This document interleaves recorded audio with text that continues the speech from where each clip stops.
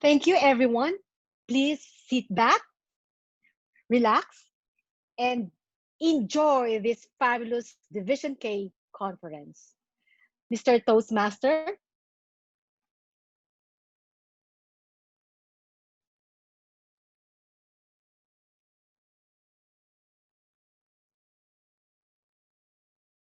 Ladies and gentlemen, fellow Toastmasters, and distinguished guests, good afternoon.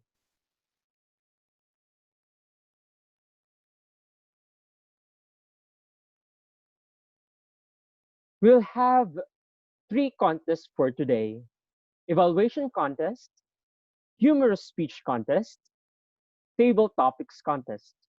The winners in this contest will represent Division K in the District 75 online speech contest on June 21 and 28, 2020 via Zoom. At this point, I would like to remind you of the following. We are simulating the video requirements of the district contest. As courtesy to our speakers and other Toastmasters, we ask you to turn off your camera and microphone and refrain from turning it on during the contest proper. Our technical director will ensure that all cameras and microphones are all off at all times. As an expression of support and welcome to every contestant, the audience is encouraged to applaud virtually only when a contestant is called and after the speech. There will be a minute of silence between contestants to allow judges to fill their ballots. Protests will be limited to judges and contestants only. All decisions of the judges are final unless the list of winners is announced incorrectly, in which the case the chief judge, tally counters, or timers may immediately interrupt to correct the error. Ladies and gentlemen, all the contest participants have been briefed about their duties and responsibilities, including the rules, the location and operation of the timing lights. All contestants and judges have also been certified eligible. The speaking order of the contestants has already been determined.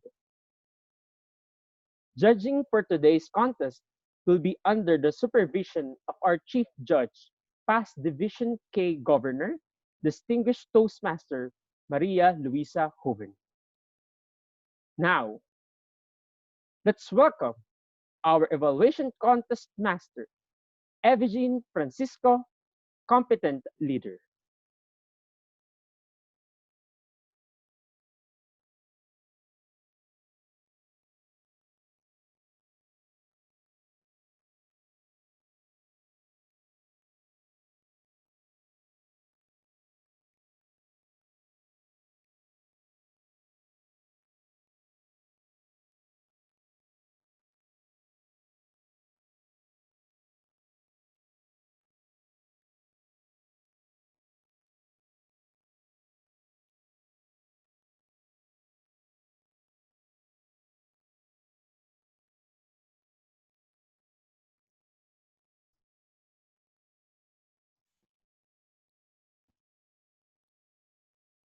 Fellow Toastmasters and friends, good afternoon. Giving and receiving feedback is an essential skill in our personal and professional growth.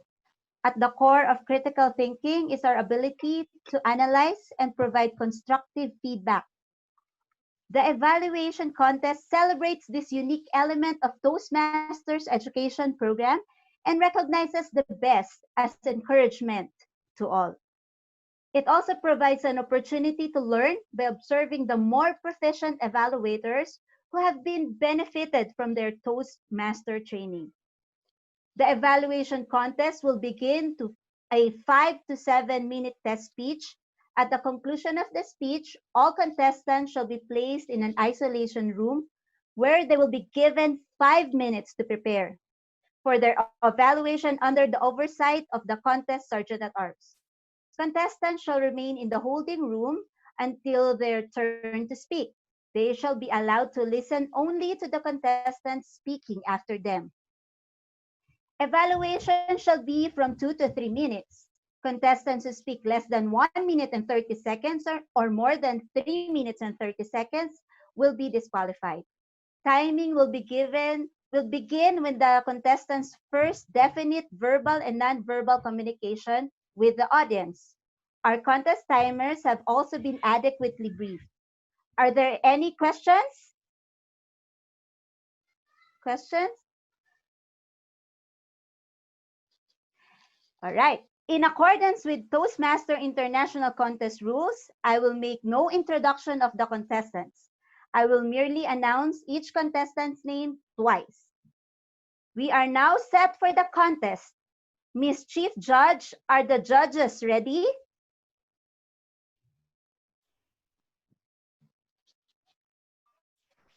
Yes, they are all ready. Contestants, are we ready?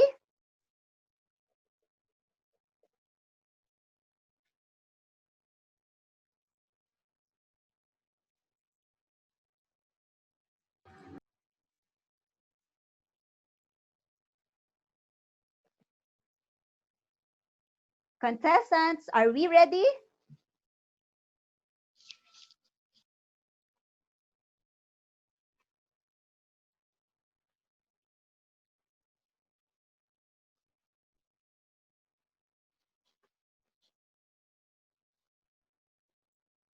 All right, the contestants.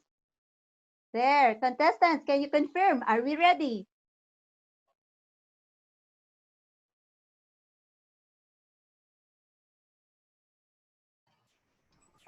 Yes. Yes, they are. Yes, we're ready. Yes, we are Yes, ready. we are.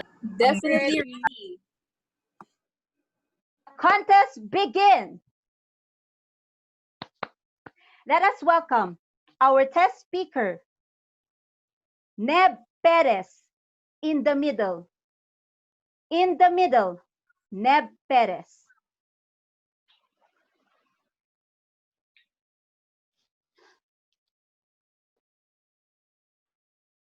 Beep, beep, beep, beep. I was driving along the highway and some idiot was blocking my way. I had to take about 10 minutes before I was able to overtake him. And then all of a sudden, beep, beep, some maniac drove past me. Fellow Toastmasters, have you ever noticed that there are two types of drivers in the road? Idiots and maniacs. The idiots drive slower than you, and the maniacs drive faster than you. Isn't it always amazing, something curious about the world, that we notice things and we put labels in them? I remember we are here. I joined a alumni group in Facebook, and I noticed that people were fighting against each other. The Gen X, the Boomers, the Millennials, and people younger than Millennials. I don't know what to call them. Then all of a sudden, as I was typing a comment, a younger student just stated, "Okay, Boomer," and eventually I was insulted. Why was I insulted being called a Boomer? Well, basically because I am a millennial. I'm the oldest millennial, but still a millennial. Remember that. And then I look back again, and there are a lot of stories, especially on Facebook, where people are always fighting against each other. Either they are BDS or Dilawans or vegetarians or meat eaters.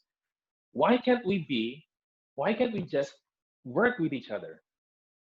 And that is something that has me thinking a lot of times. Why is it that we love to put labels on each other? And sadly, it's because most people are creatures of habit. When you're driving and someone overtakes you, how do you feel? I really feel scared that a maniac just overtook me. And while I'm driving, while someone is slow in front of me, I really get impatient because it's a habit I have practiced for quite some time. We always have a need to feel validated in what we feel. But is what you feel the truth, or is simply what you see? I heard a statement about Stoicism before, and my mentor told me, look at people like Gandhi, Bill Gates, Warren Buffett, and picture them in your minds and imagine how they think. And as I was listening there, it was very simple. I don't know these people. So he restated his question. His question was then this way: think of people, and when you have problems, you ask for advice. Some people would be as exaggerated as you are. I remember asking one of my friends before, my staff is so irritating. He just did the stupidest thing ever. And then my friend reacted, yeah, those people really need to be removed, or you have to punish them. Okay? And I remember that event was just very recently. Okay? But then think about the people you respect. Think about the people you go to advice for something that is important for you. I looked at the list here right now. Some of them are likely judges: Gov JJ, Gov Eliza, Gov President Pawi. These are people, and Sir Nomel. These are people who I seek advice when I really have problems that I need help with. And it's at those times when they give me advice, most of the time I agree, sometimes I don't. But whether what advice they give, I follow it. Think of the people in your lives that you're like that. Why do you obey them? Why do you follow their advice? Why do you seek their advice? It's because, like Gates, Gandhi, Buffett, these people stay in the middle of the things. They're not driven by the emotion that drive you. They are separate from you. And they stay in the middle. They look at both sides. You ask them for advice, and they don't give you what you want to hear. They give you from where you are. Stay in the middle. Or in other words, they stay moderate. Or moderation is the key word here. Now, when I talk about moderation, a lot of people think that, hey, isn't moderation about being average? But think about it. The people you respect are the most moderate people of all, and they are hardly average. In fact, being moderate is probably the most difficult thing that people can do. And how do you do it? It's actually a very difficult thing. But one of my mentors, one of the names I mentioned earlier, told me a very simple thing. It's not about you. Think of the world as a whole and step out of it, because your emotions aren't the reality of things. You just need to observe what happens. So one day, when you find yourself driving along the road and a maniac drove past you, relax. It's not about you. And seek comfort in the fact that that maniac was probably thinking that you were also an idiot. With that, let us all stay in the middle. Contest Master.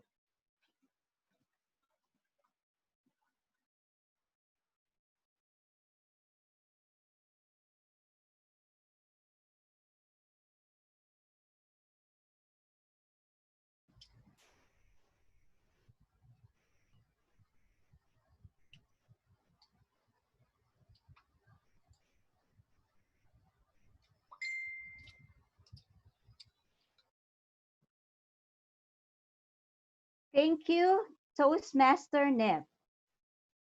May I ask the technical director to take all contestants to the breakout room where they will be given 5 minutes to prepare for their speech evaluation.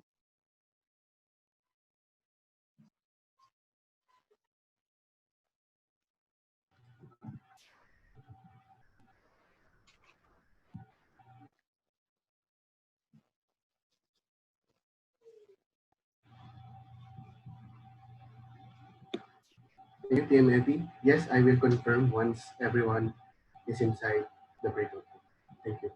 Thank you.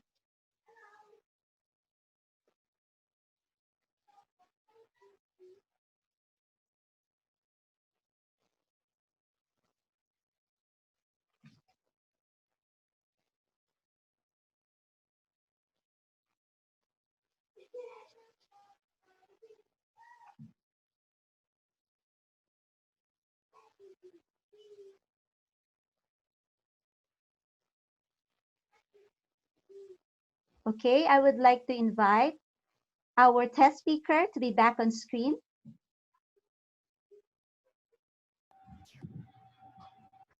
Madam Contest Master, there's still one contestant who hasn't yet joined the breakout room. Okay.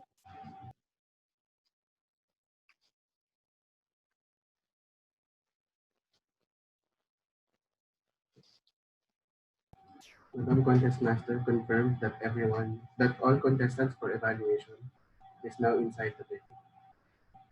Thank you. May I ask the test speaker back on screen?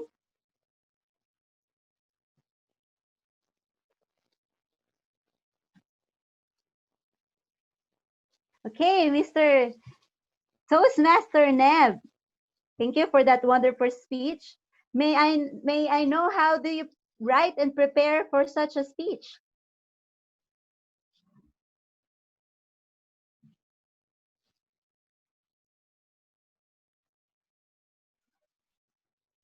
Hello, Toastmaster Evie. That, how do I prepare for a speech? I've always mind mapping. That's probably the only thing I could tell you because this is currently my speech.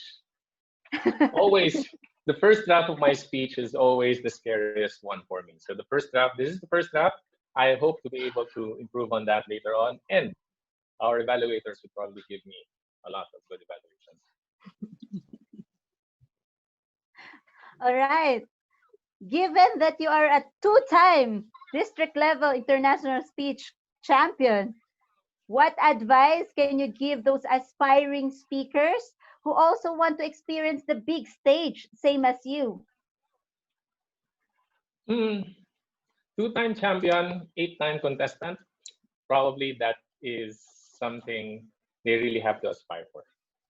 So it takes practice. Oh, right. And proper Practice. mentors. I have to really put that in. The right mentors. And for your case, you have mentioned your mentors. Again, maybe you can Yes. acknowledge them. Maybe they're here at the same meeting as we are. The birthday boy that we didn't greet, Toastmaster Nomel. Happy birthday. He is one of my mentors, Toastmaster JJ. Toastmaster Eliza is here, and Toastmaster Paui. I'm excited to hear him later after our speech, after our contest. Okay, congratulations to your mentors. Any word of encouragement to all our contestants? I believe the evaluation contestants cannot hear you, but we have table topics also, and we also have numerous contestants here present. Any advice to be given to them? Actually, no, Words of not encouragement. advice, not an advice, but more of a word of congratulations. This is a trying time for all of us, and I really congratulate you for competing for this level, at the division level, and immediately in the next couple more weeks, I think the the district level contest will be here. So whoever wins, we will fully support you. Congratulations, everyone. I think being resilient, just being here, participating in this contest is something that you can be proud of. So that's all I can say. I know we are trying to delay for the 5 minutes before our evaluation contestants are back, and I think I really applaud the district for continuing with this contest. You see the trophy back there. It wasn't intentional. I see it here right now. Whoever wins district in your competitions, the trophies will be sent to you. It may take some time, but being a winner here right now And being a winner in this district later on, it will be with you forever. And it's something you can really be proud of. Yeah. Thank you for that words of congratulations and encouragement to all our contestants. At this time, I would like to invite our Division K Director, Edralyn Gascon, to award the certificate to our test speaker.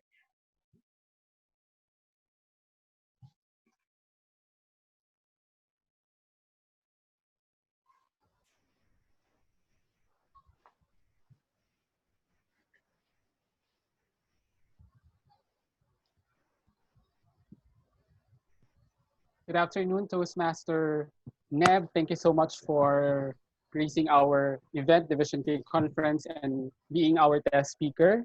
So I would like to request to please show us the certificate. So Thank you.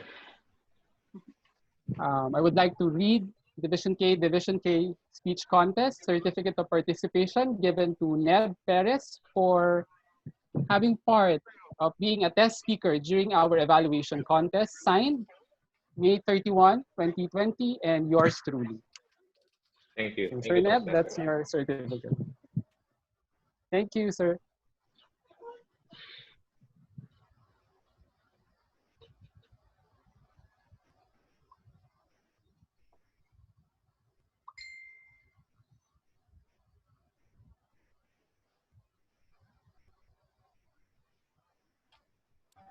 Let's take a picture, maybe. I'm sorry.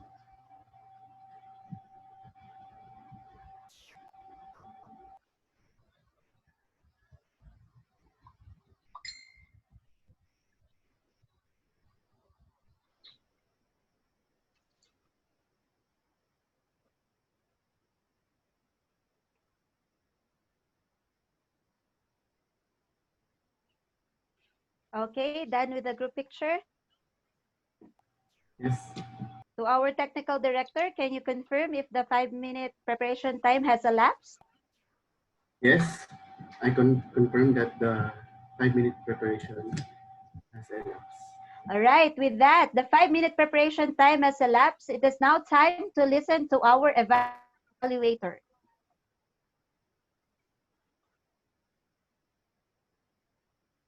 Our first contestant, Yeng Nares. Yeng Nares.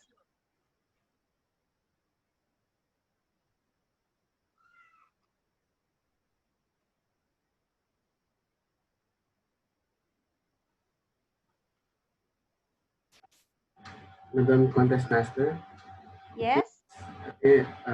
please wait for the contestant to be on cam. All right. He's still in the breakout. She's still in the breakout room.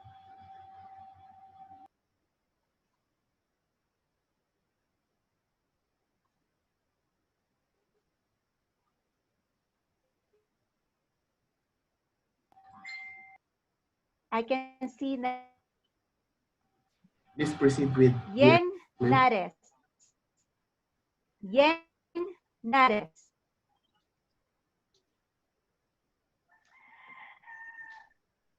Life is 10% what happens to us, and most of the time, 90% how you react to it.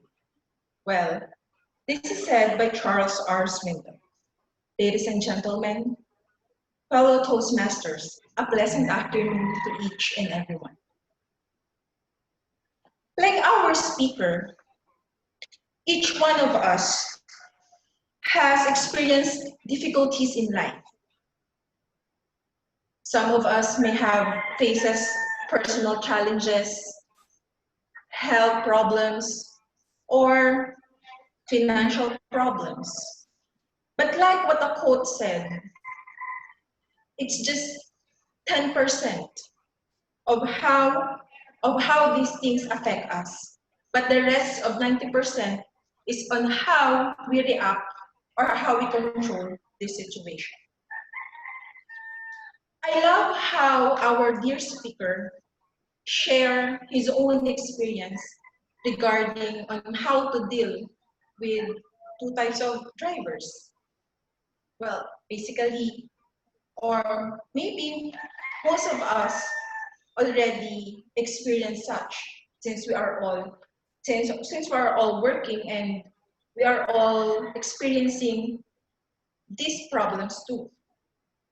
I love it also on how he was able to connect with the audience, okay, and how he was able to deal with with problems that he faced, looking for mentors. But I do believe that his his speech will become better to best if he was able to at least number one organize it in a way that the audience will be able to understand better from one situation to another. I also suggest that he will be able to he might be also using more vocal variety. But the overall speech is indeed very, very interesting.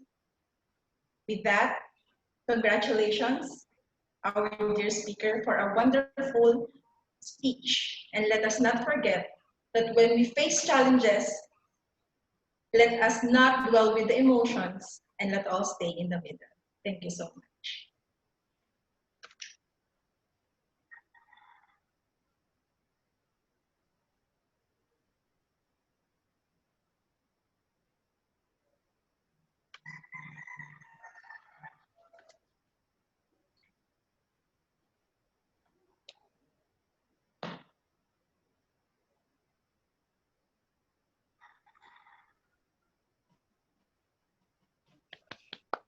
Let us observe a minute of silence.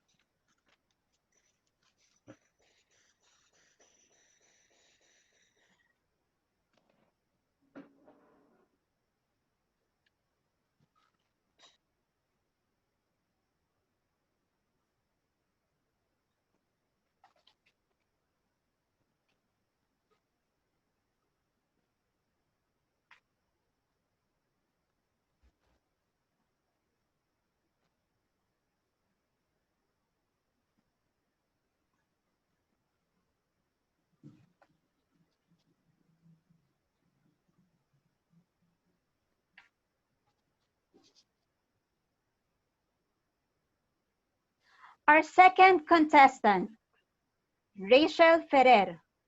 Rachel Ferrer.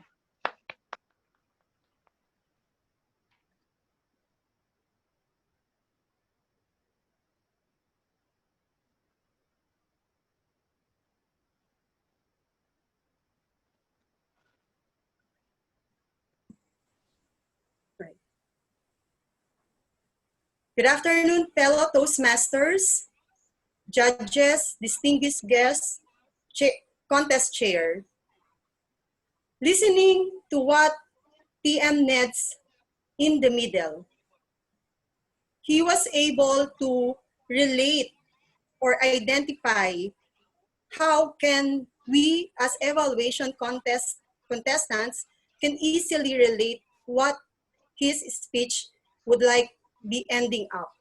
So he was able to identify what kind of a driver we could be, an idiot or a maniac that I could relate to as a driver. So I was thinking, oh, which one will I be? Then another example, as a Facebook addict also, is we also identify ourselves as millennials, like boomers, or the Gen X. Those are the tags that we usually tag ourselves, which TM Neb was able to identify. He was also able to identify an example of the Dilawan or the followers.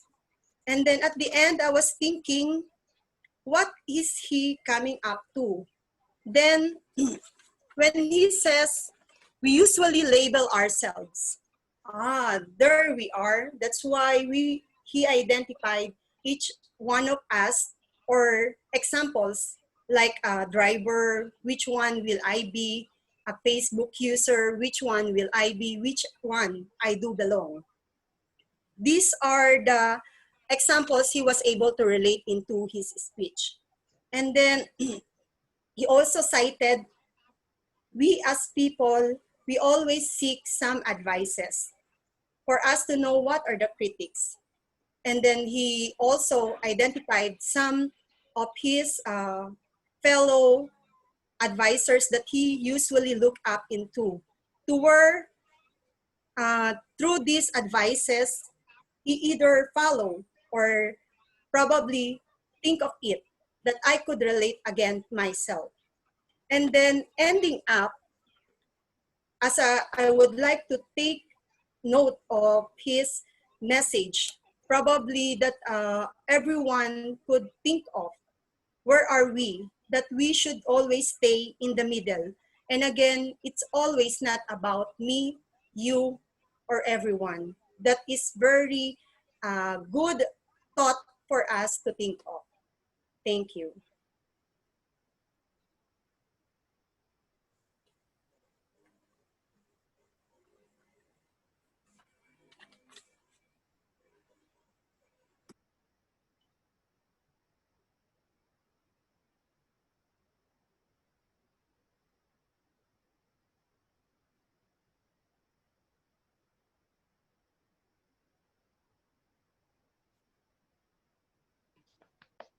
Let us observe a minute of silence.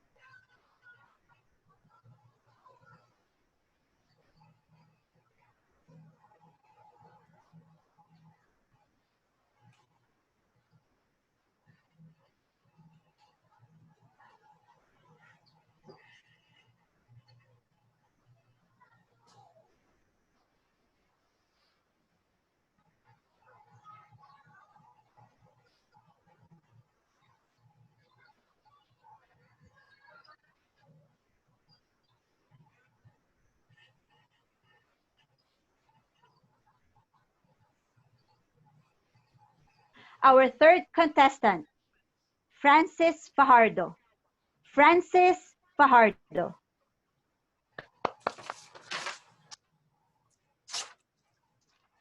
Contest chair, judges, fellow Toastmasters, guests. As TM Ned said, let's stay in the middle. And for him, he did just that. I'd first like to commend TM Ned. Since we are all in this era of Zoom meetings and virtual presentations, it's a challenge to continue doing how we usually do it in a Toastmaster setting. But for him, he did just that at the very start, if you notice. He paused. He paused after he was introduced, and he set himself up before he started speaking, which is a good thing for him. Second, he started with an anecdote about drive with maniacs and idiots on the road. Although I don't drive as personally, it helps set the tone of what's to come. And the room he had was very fitting for him because it gave him an exact arm's room for his arm gestures, which helped him project all his stories to us. And like I said, since we're in a virtual setting, vocal clarity is a must. And for him, he did it tremendously well.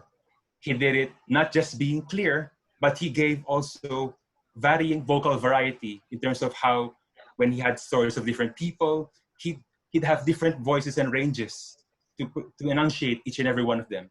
So I'd like to commend TM Neb on that. Those are some of his strengths that I hope would still continue on in his future projects. For his speech, I could say his speech is like a funnel. Can you imagine a funnel with this one? The funnel would be all these informations he told us earlier, all these informations about stoicism, informations about age differences, millennials, boomers, all these about our political differences. I like how from that, he trimmed it down to how we can relate to it and how all the people in our lives that are in the middle are the ones we follow, and those are the ones that we should look upon to, staying in the middle. And to end on how he did it, he reversed back to his anecdote. But this time, he had a different approach on how we should see it, not from our side, but from the maniac or the idiot's side. So good job on that. But I have some notes for here. Some would be first, of course, the notes. I noticed you glance a little with you often. So I think it's more memorization. Second would be your camera adjustments. I saw for one point you moved your camera a bit. So you could try maybe practicing it before the speech to have it aligned correctly. And lastly, for my side, it's maybe trim down a few of the info, like examples of the people in the middle, a few less stories, at least to make it more digestible for a lot of people. But overall, it's a good speech. You have a good structure, you have a good position, and your vocal variety is good. And just working on some technicalities like your information and your positioning, and you're good. Contest chair.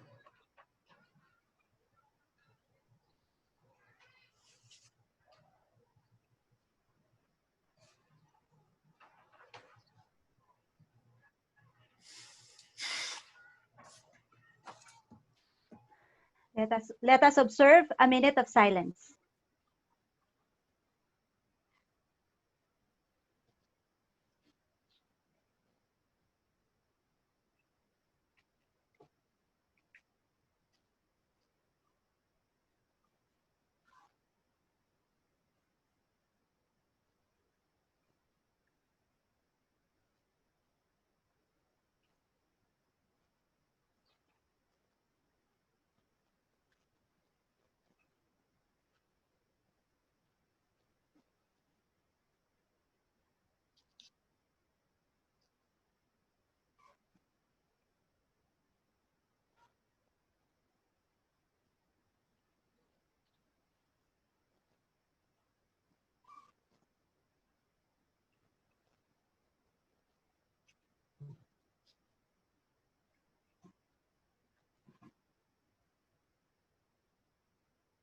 Our fourth contestant, Christian Pama.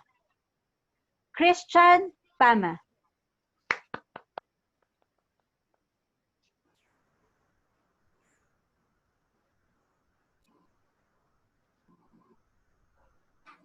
Toastmasters contest chair. Today, we are a witness to a speaker that despite talking about being in the middle, has really excelled on his speech. TM Neb, to me, your speech is like a thunderstorm. You started your speech with a bang. Now, ladies and gentlemen, how important is this? It is said that the first 20 seconds of your speech, your audience decides whether it is worthy of listening to you. So starting your speech with a great opening can really help catch your audience attention. Also, just like the environment created by a thunderstorm, I like how you've chosen the color of your clothes, TM Neb. It really shows white as being moderate, and it really aligned with your speech. Also, great title, because through that, we were able to guide us throughout your speech. Now, just like in thunderstorm, there are certain factors that we must consider for us to achieve that rainbow at the end. I have noticed that when you're trying to act out your jiving, you're still facing the front. I would suggest that you can try to face on the side when you're jiving so that we can easily notice whether or not you're talking to us, whether you're trying to tell us a story, or you're trying to give out the message of your speech. I also find the tone of yours to be lacking. I know that this medium is difficult for us, but while we cannot play really with the tone of our voice, we can still speak fast, speak slower, or speak louder when speak softer in order for us to give emphasis to our speech. Now, I have also noticed that some of your gestures have been disconnected. I have noticed that whenever you're trying to point out against something, it seems that your eyes are still looking towards us, but your hands are pointing out towards something else.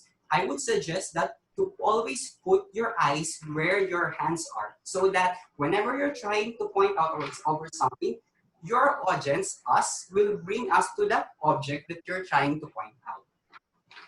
Also, on your facial expression, PM Neb, you may want to coordinate your eyes, your eyebrows, and your mouth. They often prefer that for facial expression, it was only the mouth that moves. However, all the elements in your face, like the eyebrows, the eyes, and the mouth, has to be in harmony. So, PM Neb, on your speech, it was really a delight to listen to. Continue having that great opening on your next speeches, and continue working on your tone, your gestures, and the overall coordination of your facial expression. And I assure you, on your next speech, it will not just be a thunderstorm, but we will see a rainbow at the end. Contest chair.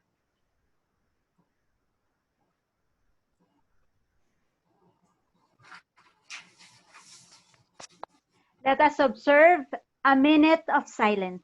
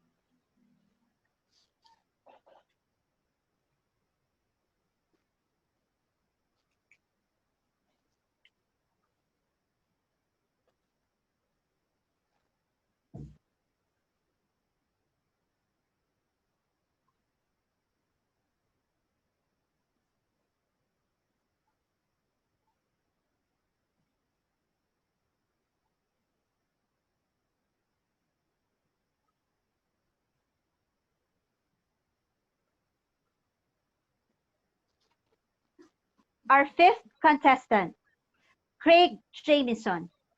Craig Jamieson.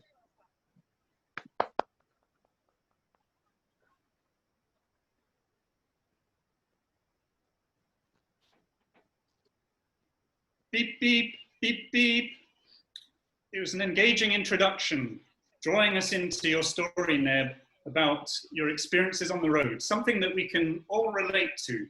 Who hasn't been on a journey on the road and experienced that frustration of being stuck behind someone going slowly, or seeing someone zooming past crazily around a blind corner?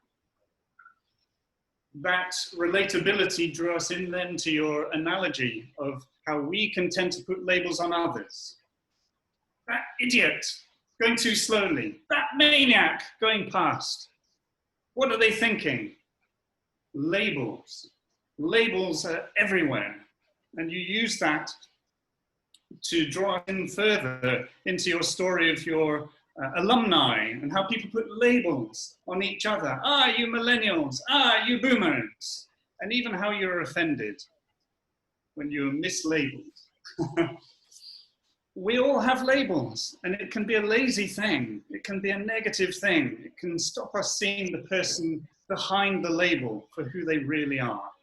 And I love that topic, staying in the middle, getting advice from people who are wise mentors and counselors to give you that insight without engagement in that emotion of caught up in the moment. I love the topic, Neb, and it's really an important message in this time and this divided world.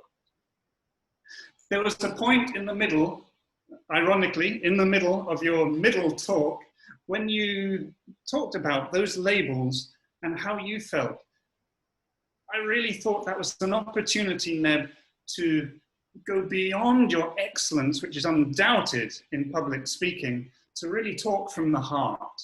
I would have loved to have seen something of your emotion as you're expressing in your face and in your tone of voice, how people are hurt, how people are injured by these negative labels. Throughout the talk, you looked comfortable. Your words were poignant.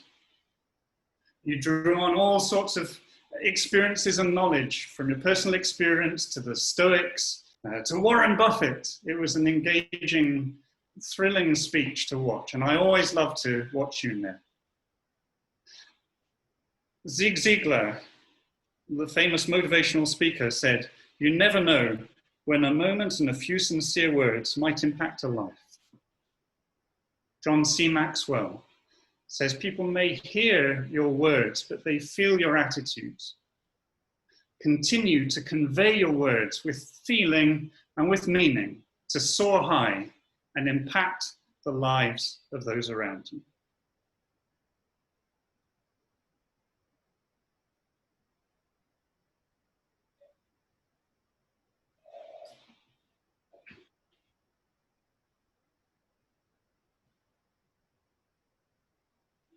Let us observe a minute of silence.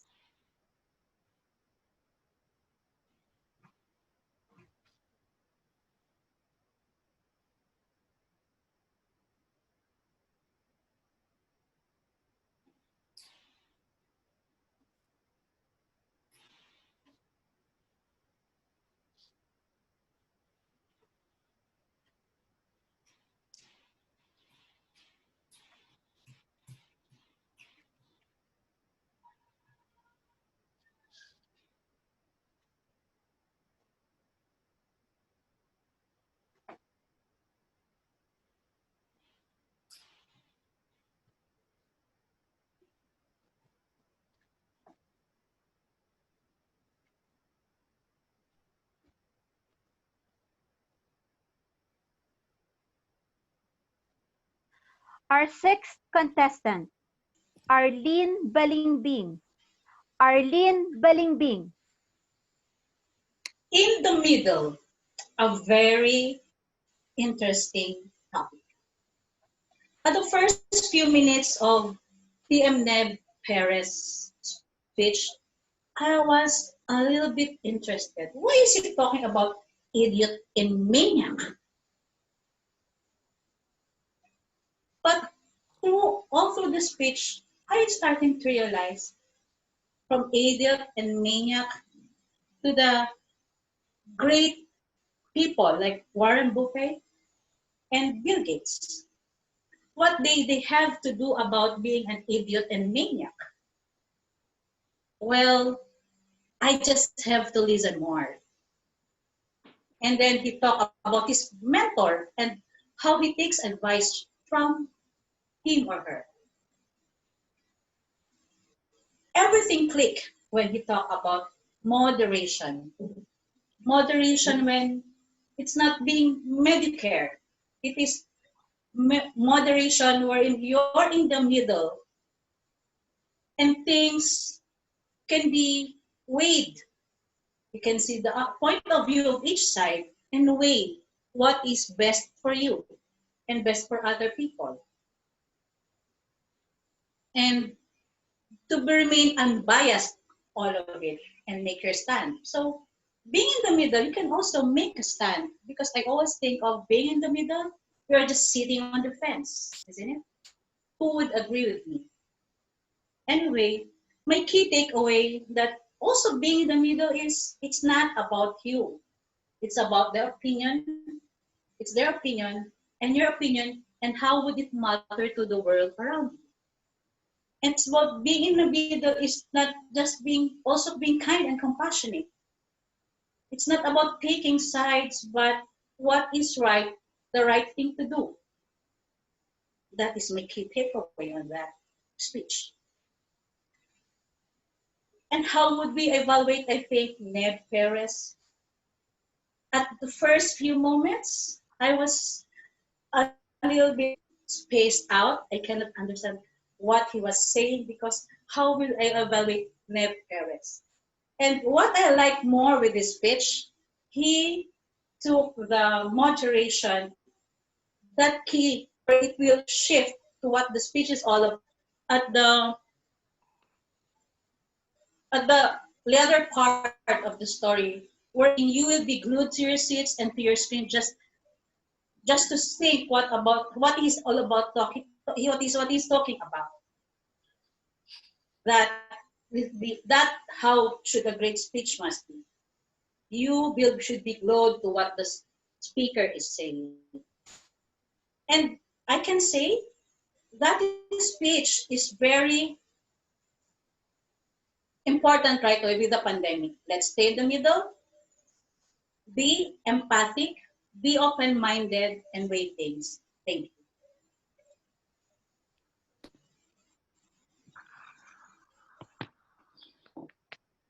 Let us observe a minute of silence.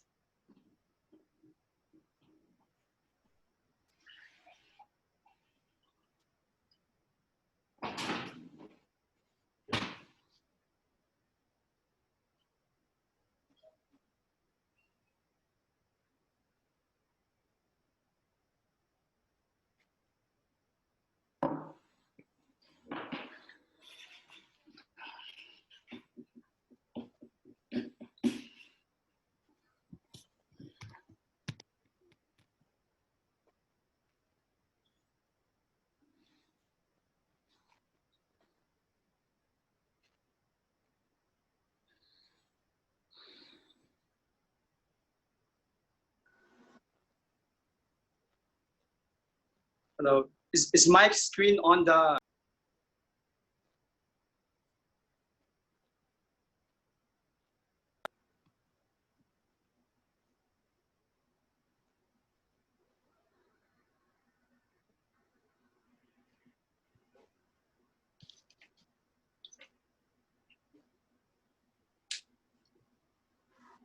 Our seventh contestant,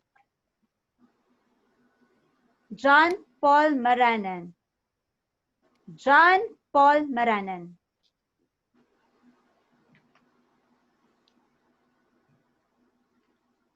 Fellow Toastmasters and TMNEB, good afternoon. First of all, I like the fact that you had a creative title in the middle. You started it with a story, and whose attention wouldn't be caught if you used beep beep?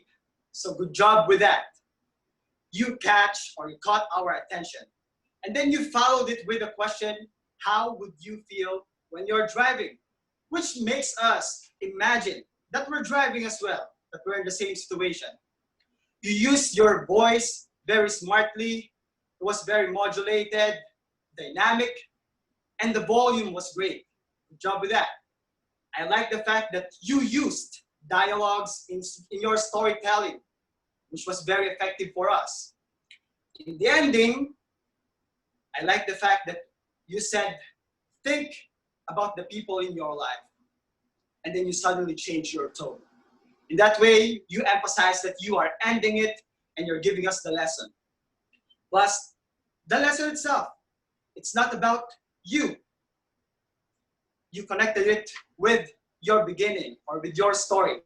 That made it more effective. Now, there are also things that definitely we can improve. TMNEB, we can start with your eye contact. I just noticed that we were looking down earlier and it seemed like we were reading something. And it will be better if we fix our camera eye level and then we just look at the camera the entire time. Next is the word bilawans. I would suggest that we refrain from using Tagalog words for Toastmasters, any kind of speech, so everyone could understand us. And then you could apply different stories or add more stories rather than just being in a car. When you add stories such as Toastmaster stories, everyone will be able to relate. And lastly, just the hygiene of our speech. I just noticed that we had like 2 ums, And definitely, that's just minimum. We can definitely improve that by mastery and practicing. Overall, I like the fact that you used your technicality wise, you used a very great story, and you were very creative with your speech. And again, we can improve in eye contact, we can add stories, and we could make it more hygienic for our speech. Good job once again, TM Neb, and I am looking forward for your next speeches. Ms. Contest Chair.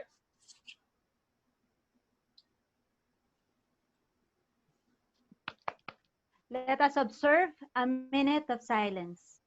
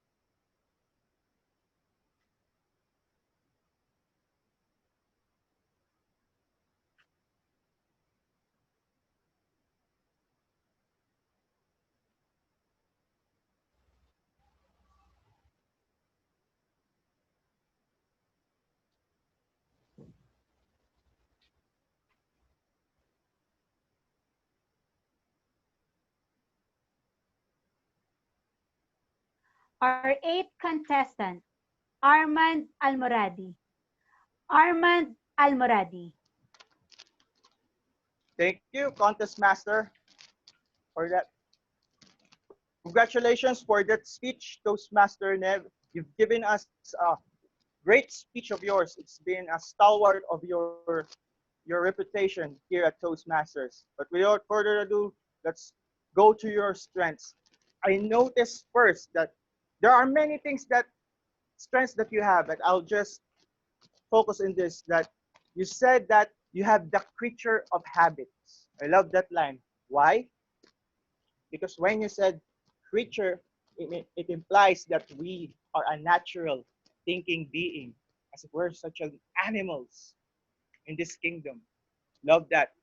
One strength that I noticed. I also noticed that you have a contrasting feeling and sensation.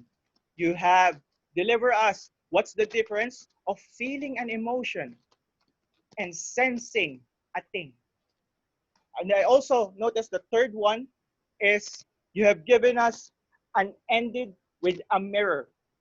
You also likewise mirror the feeling and the sensation itself, and it gives the oneness of the core message that you have. And that's wonderful, Toastmaster Ned. Congratulations on that. So what are the things that I would like to recommend for you to improve more on this great speech that you have? First is, I have noticed that when you said that this idiot, this maniac, I would love to suggest that be more emotional. This idiot, this maniac. In that sense, it could also imply that you're angry. Also, I also noticed that you have the opportunity to have a self-deprecating jokes in your line that I'm also a millennial, but since it have a question mark connotation, I'm guessing if it is a joke or what it is. So you may want to explore more on having these jokes. You may also want to maximize your speaking area, or rather in Zoom, the speaking frame. In this rectangular frame, you could do whatever you want. Be imaginative. Be the actor of the Zoom. Be the director of the staging area, this frame. And lastly, I also noticed that you have adjust your camera quite a little bit. Though I find it that it might be annoying, like this. Look at that. I'm being annoying. I'm sorry about that. Now, I'm apologizing. So you may want to readjust your camera your setup, so you might want to be, you might not to annoy other audience. All in all, I love how you imply the message, the contrasting the message, the mirrorness of the core, just some emotions, joke, stage, and the technicalities. Overall, congratulations, Toastmaster Ned, Contest Master.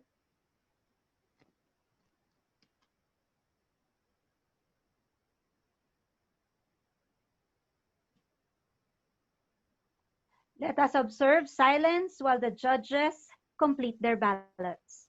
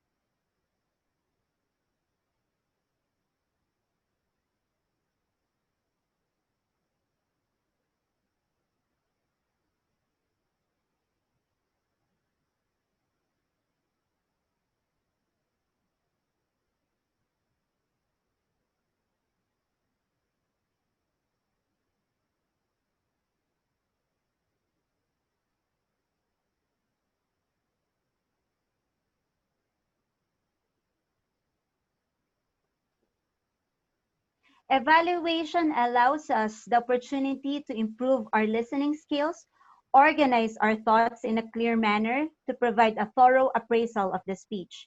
A mastery of the evaluation skills allow us to be more critical in our thinking, but sympathetic in our judgment. Thank you very much for cooperating in making the evaluation contest very successful. Ladies and gentlemen, let us give our test speaker, all contest functionaries, and all contestants a round of applause.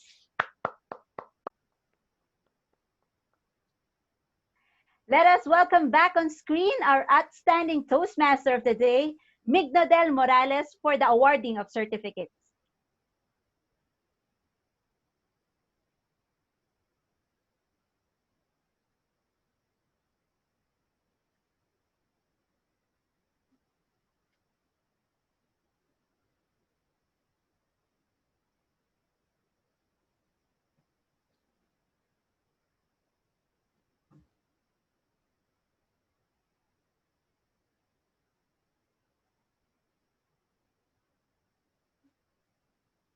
So good afternoon again, fellow Toastmasters. May I call on our contest master, Evi Francisco?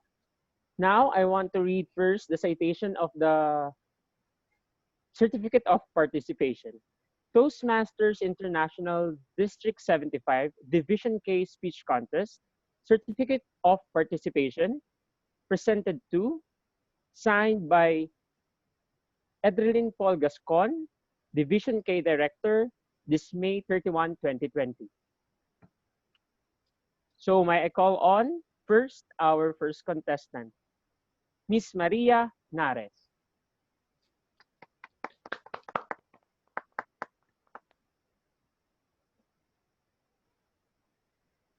Photo up.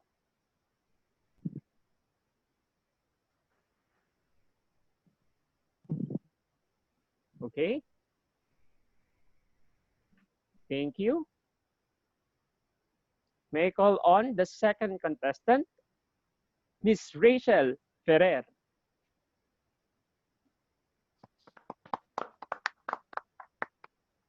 Photo up.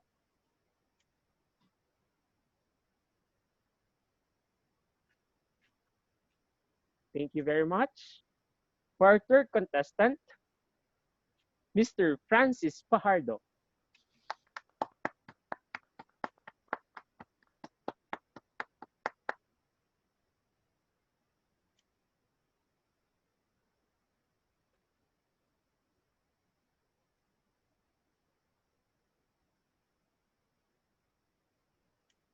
Next. Thank you very much. For our fourth contestant, Christian Miguel Pama.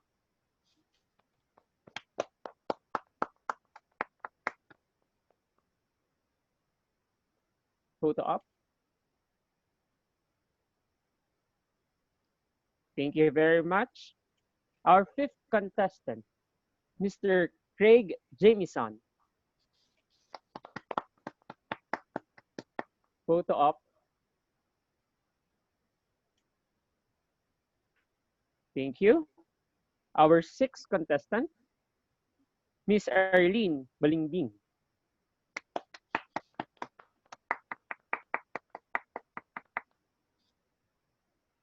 Smile.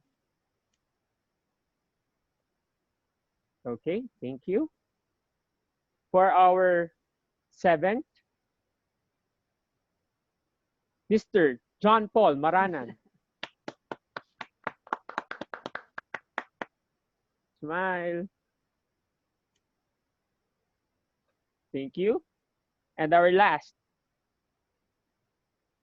contestant number 8, Mr. Jan Armand Almoradi.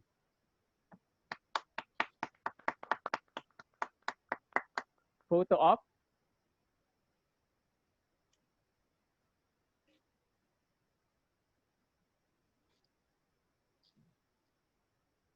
Thank you very much. Thank you, TM Evi Francisco. Thank you very much. Welcome. Ladies and gentlemen, we will now proceed to our second contest. Get ready to flex your muscles. and your vocal cords. It's time for our humorous speech contest.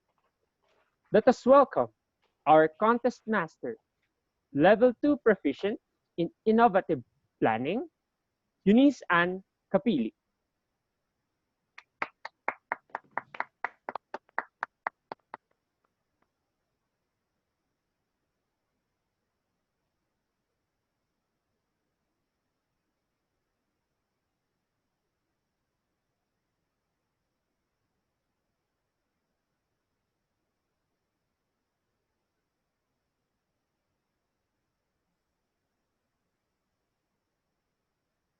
Hello, Toastmasters and friends. Good afternoon.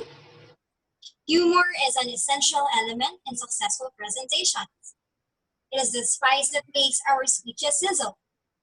The Humorous Speech Contest recognizes the value of humor in speaking and aims to recognize the best as encouragement to all.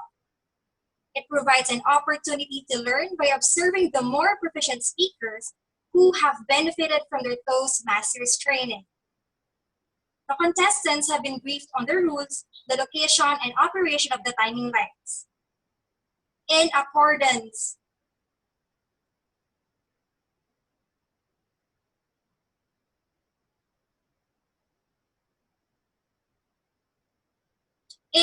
with Toastmasters International Contest rules, I will make no introduction of the contestants. I will merely announce each contestant's name and speech title twice. Humorous speeches shall be from 5 to 7 minutes. Contestants who speak less than 4 minutes and 30 seconds or more than 7 minutes and 30 seconds will be disqualified. Timing starts with the first word or with any other attempt to communicate with the audience. Our contest timer has been aptly oriented.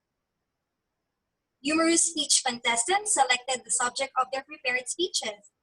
Speeches must be substantially original, and our speakers have previously certified this in writing. Be ready to laugh out loud. Ms. Chief Judge, are the judges ready?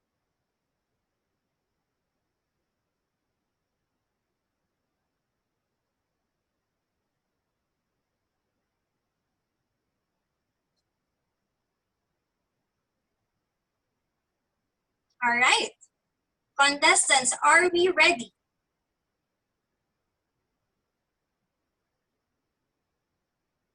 Then let the contest begin.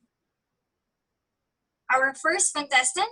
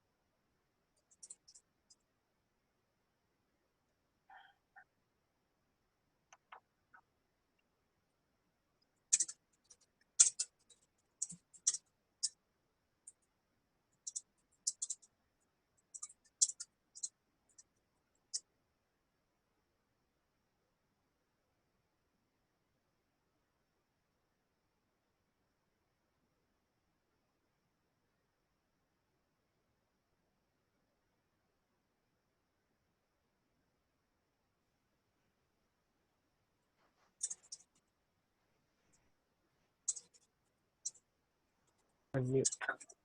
Start your video.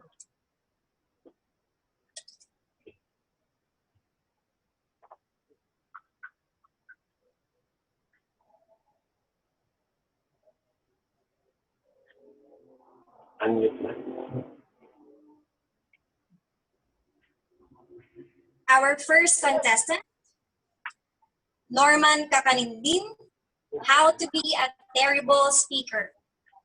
How to be a Terrible Speaker, Norman Kakanindin. Hanapin mo sa clock.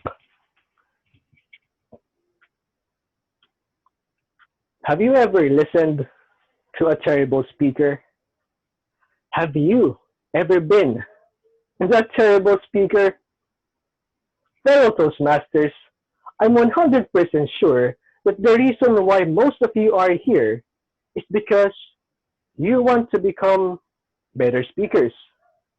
Well, you've came to the right place because today I'm going to teach each and every one of you on how you can become a terrible speaker.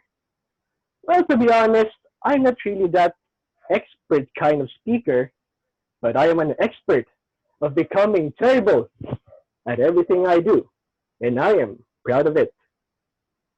Fellow Toastmasters, are you ready to become the worst speaker that you can be? If you are, please give me a virtual thumbs up.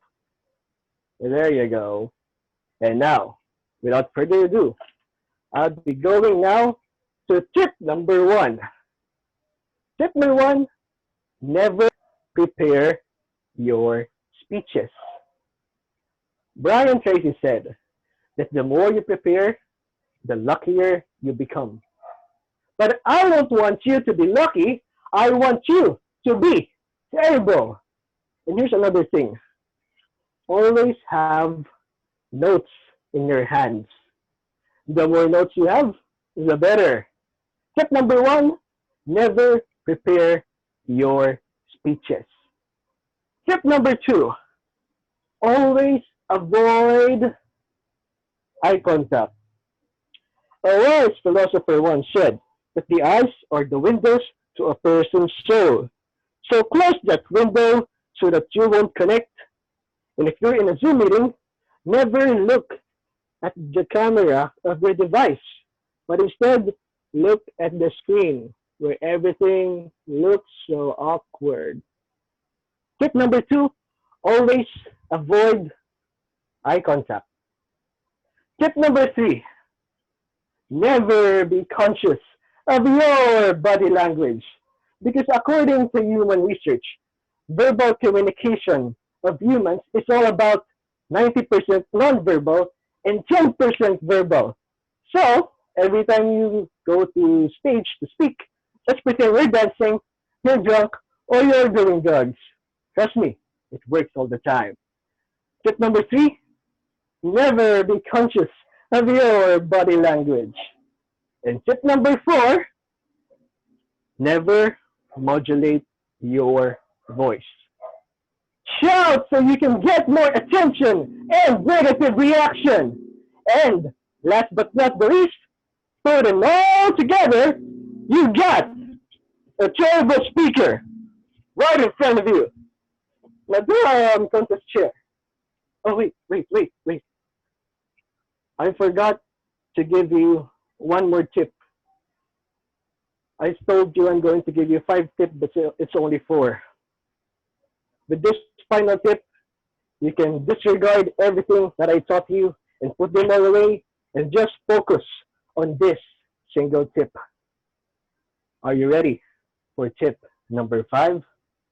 If you are, please give me another virtual thumbs up. There you go. Tip number 5. I want you to listen carefully because this will change your lives. Never take the opportunity to speak in front of a crowd. Stay complacent. Do nothing. And don't speak. Michael Jordan said that you miss 100% of the shots that you don't take.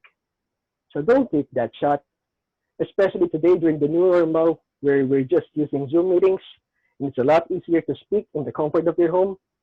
Don't speak. Be compliant. Hello, Toastmasters. Did I encourage you to become a terrible speaker? If yes, then my work here is done. But if not, then congratulations.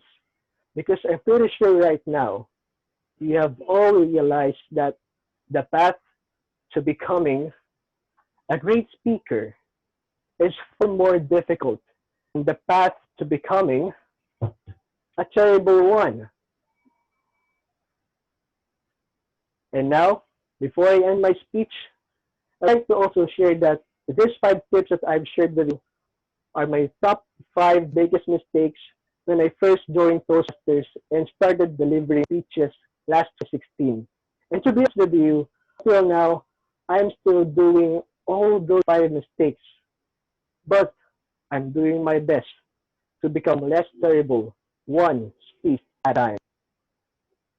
And now, before I part ways with you, I will challenge each and every one of you to create your own top 5 tips on how you can become the worst speaker that you can be and overcome them with all your heart, just like what I am doing right now. And get ready to become the best speaker that you can be. Madam Contest Chair.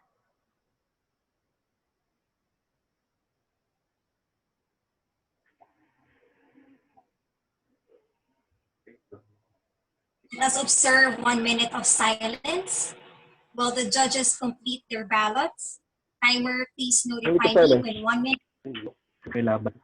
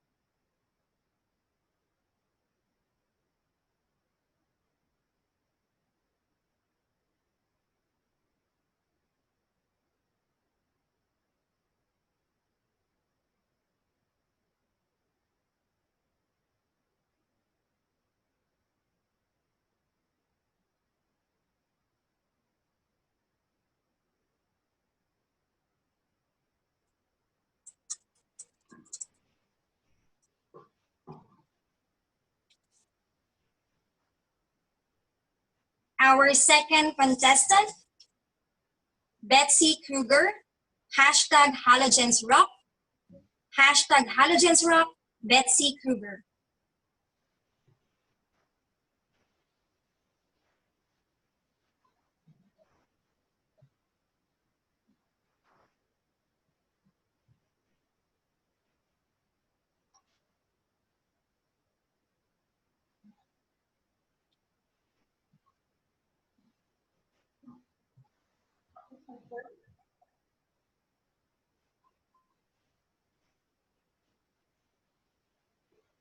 Yes.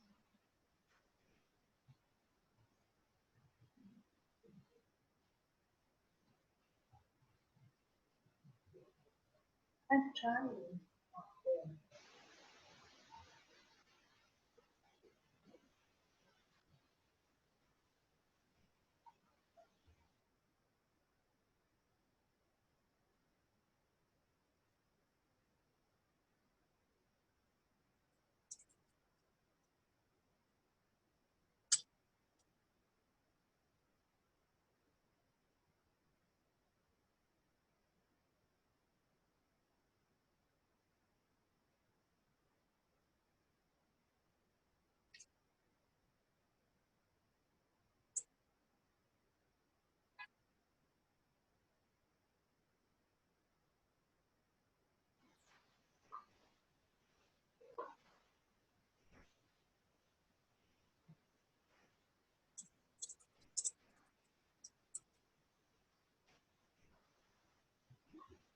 Welcome and good afternoon, Contest Master, fellow Toastmasters, and all those invisible generations who are watching me online. Thank God I cannot see you. It's so magical, right? I thought I was on top of it all the language, the technology, and the moves. But that was in 2006 when I asked my Gen Z daughter Kathy to join Facebook and add me as her friend. Well, she did. And app away she went, never turning back. While I got stuck on Candy Crush. What to do? Well, then it goes that recently I had a message from her. And it reads, 5 fake were saved from the Rona. Drinks with BFS. LMK, how you are. Chillax, mom. XOXO, your goat. OMG. I didn't raise a goat that drinks. I raised a kid to speak clearly and sensibly because that's what Toastmasters do. But what do I get? Alphabet soup.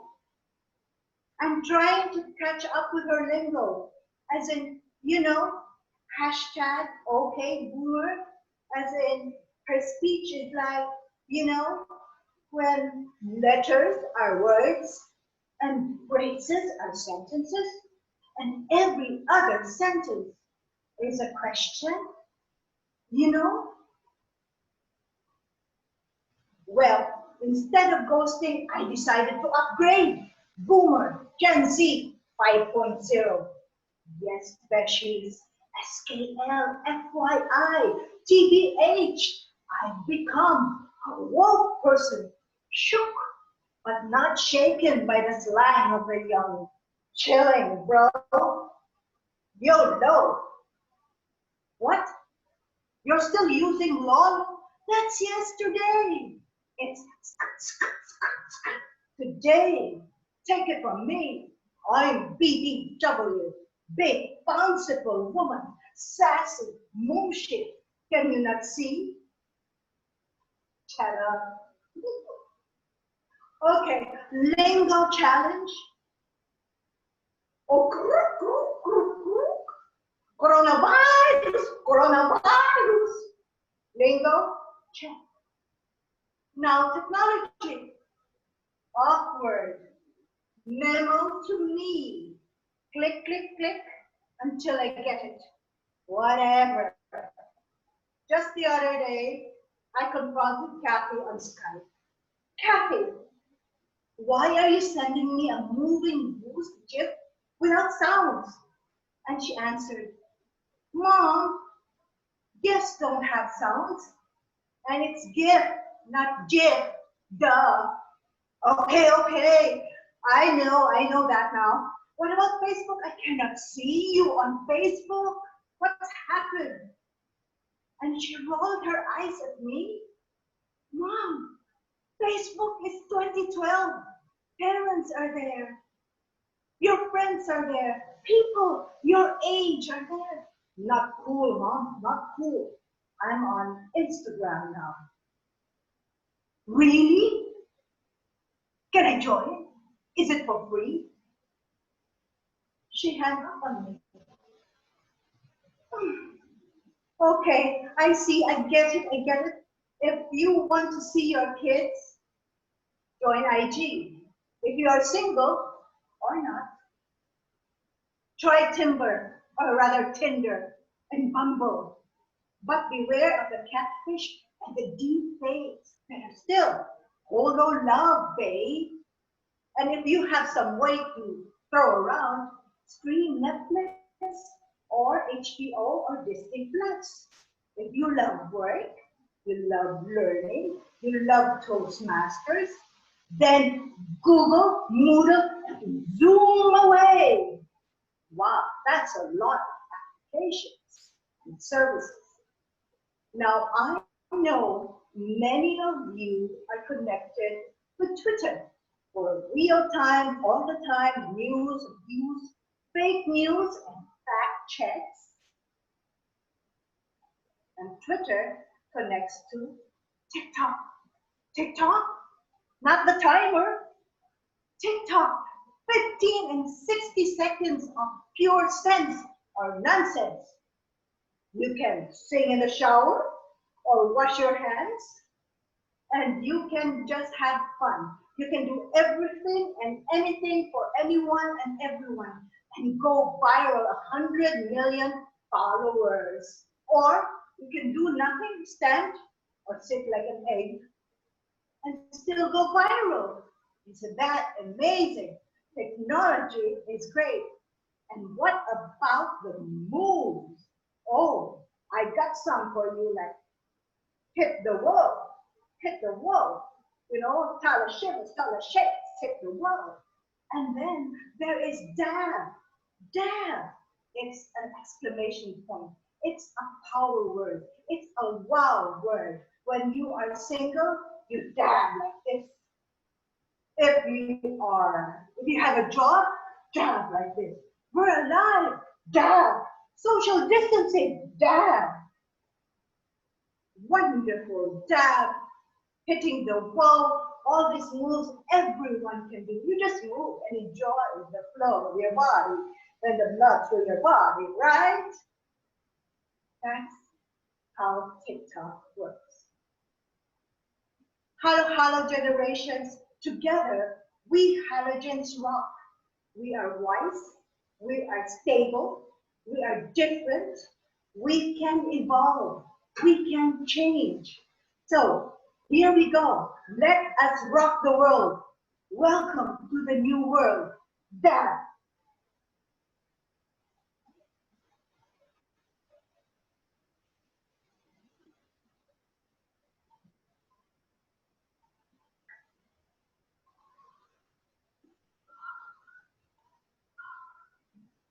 Very good.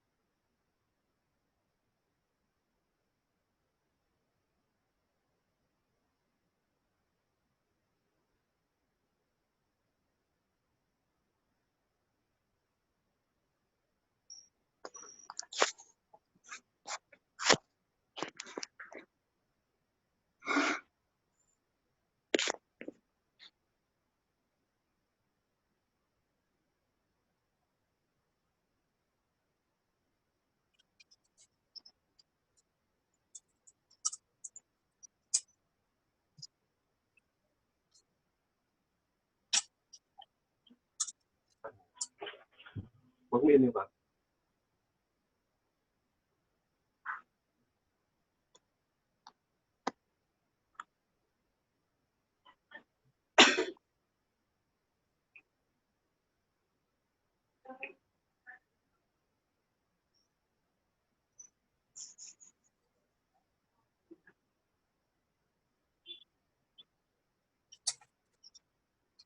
Our third contestant, Janet Castillo, Believe in Success. Believe in Success, Janet Castillo.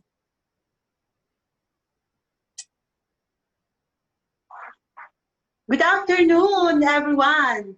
Let's start the Toastmasters Division Virtual Contest. Oh, I'm just carried away. I thought I'm the host. Well, hosting is one of my greatest dreams. Then last year, an opportunity knocks when my big boss asked me a favor to be host for his farewell party. Janet, I want my night to become a big night, a decent party, but make it sure it will be funny. Sir, decent party, then I will make it funny. Sir, I'm the host. I'm not a clown. Anyway, sir, how many visitors are we going to have? 150 bucks, Janet. Wow, 150. Oh my gosh, my the heart beats so fast and my knees start to tremble. Sir, sir, can you find someone better than me? Janet, take note. Most of them are men. Men? Wow, men. It's raining men. It's raining men. Hallelujah, it's raining men. Don't worry, guys. I'm still single and ready to mingle. Then I got confused. What is really my greatest dream? Is it really hosting or to meet the man of my dreams?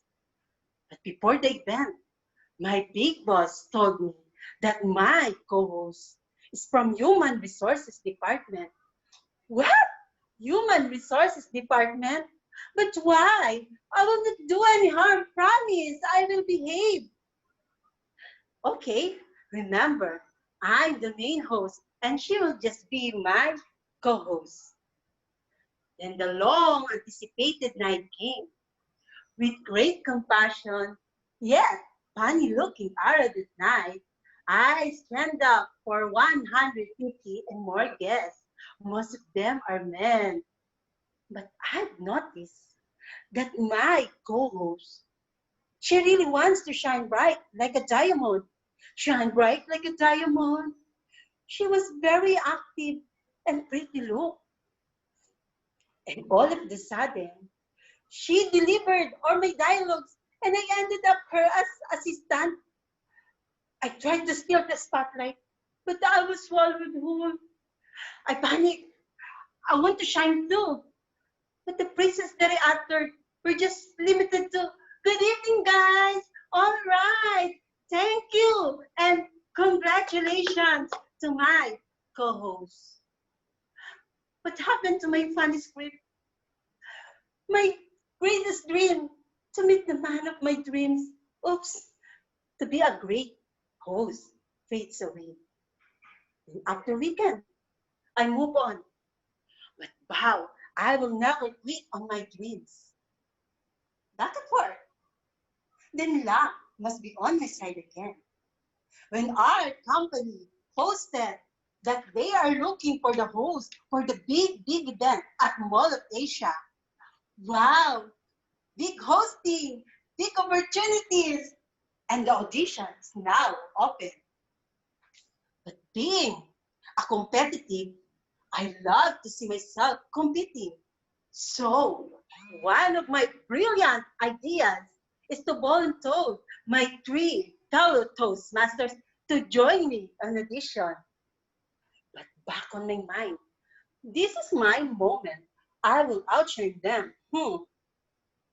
But during audition, I was caught off guard. Oh, that the script was written in English. This is one of my weaknesses. I have a hard time in reading and, of course, understanding the script. But I pretended and I delivered the script with a different vocal arrangement, with a powerful American accent. Remember this? And my killer gesture.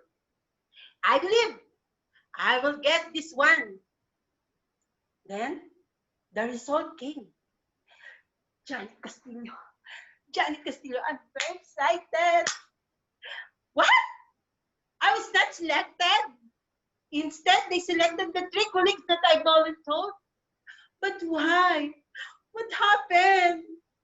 So, I reviewed the qualification that was posted. Okay, first, with pleasant personality. They check. Second, must be age of 25 to 40 years old. Wait, there's something wrong with this. 25 to 41 years old, I mean. Third, must be excellent in English communication.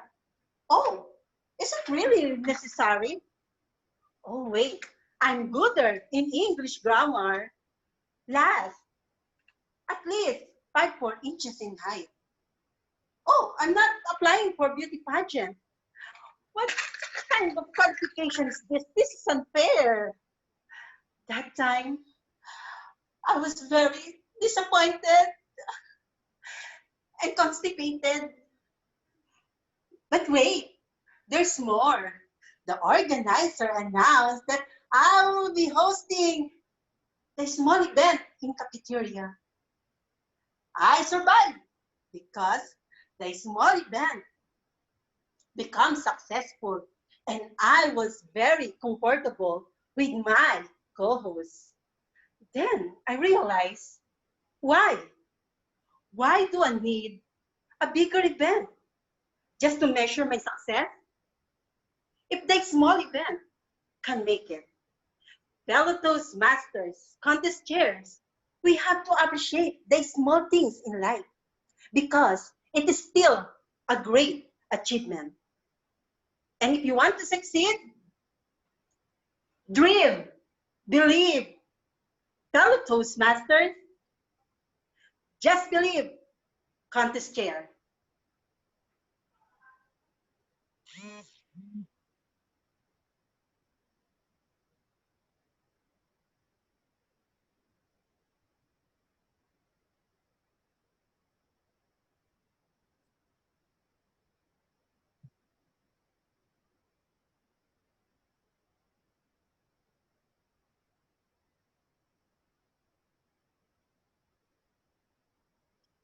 Let us observe a minute of silence.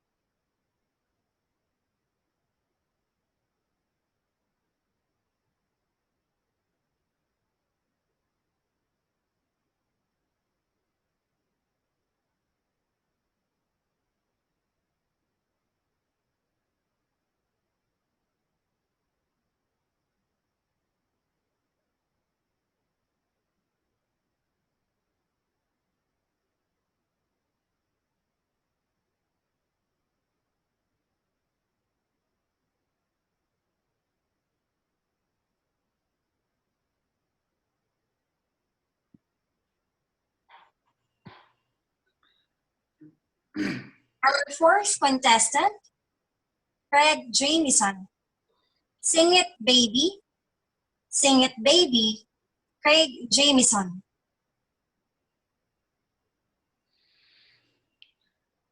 Do one thing every day that scares you.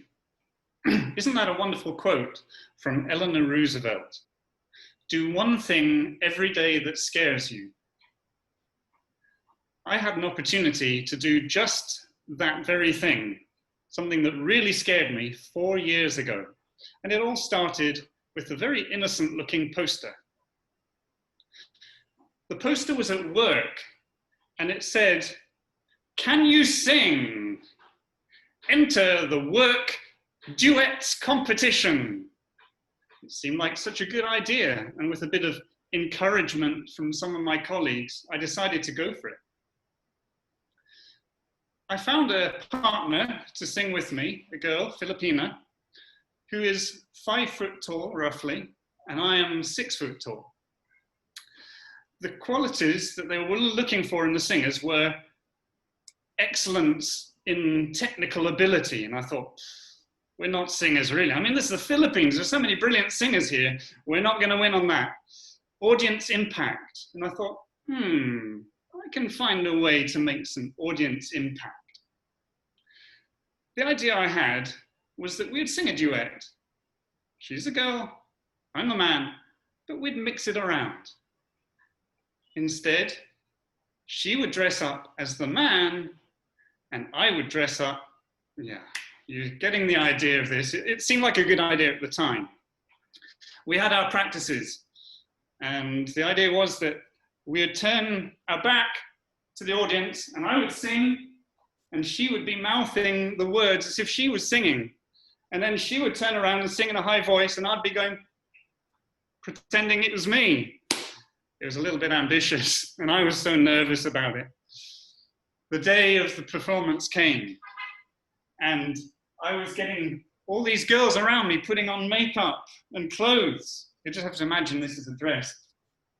And I was sitting there, and they put a wig on me, and this beautiful flowing dress, and I even had this blouse with false boobs. And people were just commenting on, oh, you look amazing, great. And I couldn't believe it. I was getting up, we were ready to go, and I was at the side of the stage, sort of backstage, waiting for our time. I don't have the strongest bladder, and I was getting really nervous. And I thought, I've got to quickly run to the CR. I need the toilet. So off I run. And there's no one around backstage. I mean, everyone's in the big auditorium. And so I thought, yeah, I'll just nip into the men's toilet. And I'm doing my thing, as you do, in the toilets, standing at the man's urinals. Someone came out, and they entered the toilet. It was one of my friends and colleagues. What he saw there can never be unseen. He just looked at me and he goes, Craig? Oh dear, I'm sorry. I don't suppose he's watching, but Danny, if you are, I'm sorry. I can't pay your psychological fees for your shrink or anything. I'm sorry. Anyway, I went back to the side of the stage, and we were getting ready to go on, and they announced us, and on we went. And as soon as I stepped on that stage, people recognized me, and they saw how I was dressed, and they just burst into laughter. And so I was going to have to keep a straight face as we were doing this performance. And I looked out, and I saw the directors of the organization where I work, and they were all sitting near the front looking at me, and I thought, no, this could be a really career-limiting move. This was such a bad idea. Anyway, we start dancing, and perhaps because of the movement that we were doing, my boob started to slip, my left boob. So I'm going, la, la, la, and I'm lifting my boob with my hand as I'm singing, and people are rolling around laughing. And I thought, oh my goodness, what are they going to make of me? I'll never live this down. At the end of that, I go off stage. So many compliments. Goodness, I've never had so many compliments of how beautiful I looked. I'm not tempted to become a woman, don't worry, but it was quite an ego boost. And then we didn't win any prizes. I mean, we're not singers. I hit some duff notes. But the best bit was this. Two of my friends, husband and wife from my work, were there. And the lady, it was her birthday. And so he'd taken her out as a special treat to watch that performance and the others. And they said to me afterwards, you know what, Craig? That was the best birthday treat you could have given us. We just were thrilled and enjoyed it so much. It was so funny. That was me stepping outside of my comfort zone.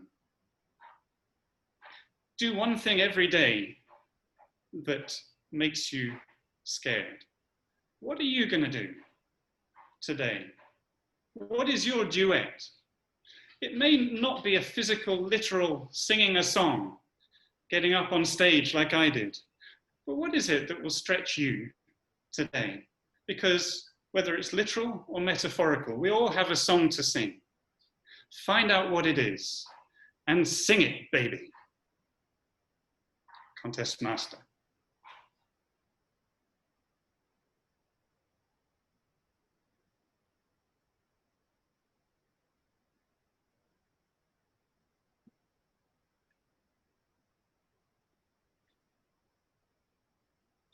Let us observe silence while the judges complete their ballots.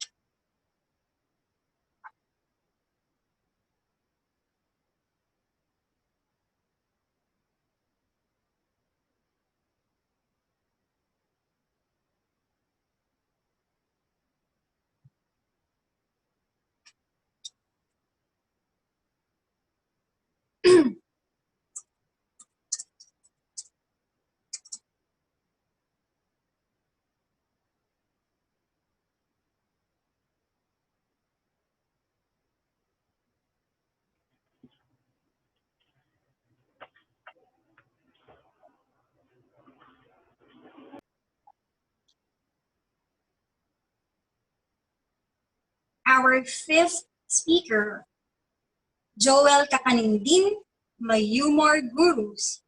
My humor gurus, Joel Kakanindin.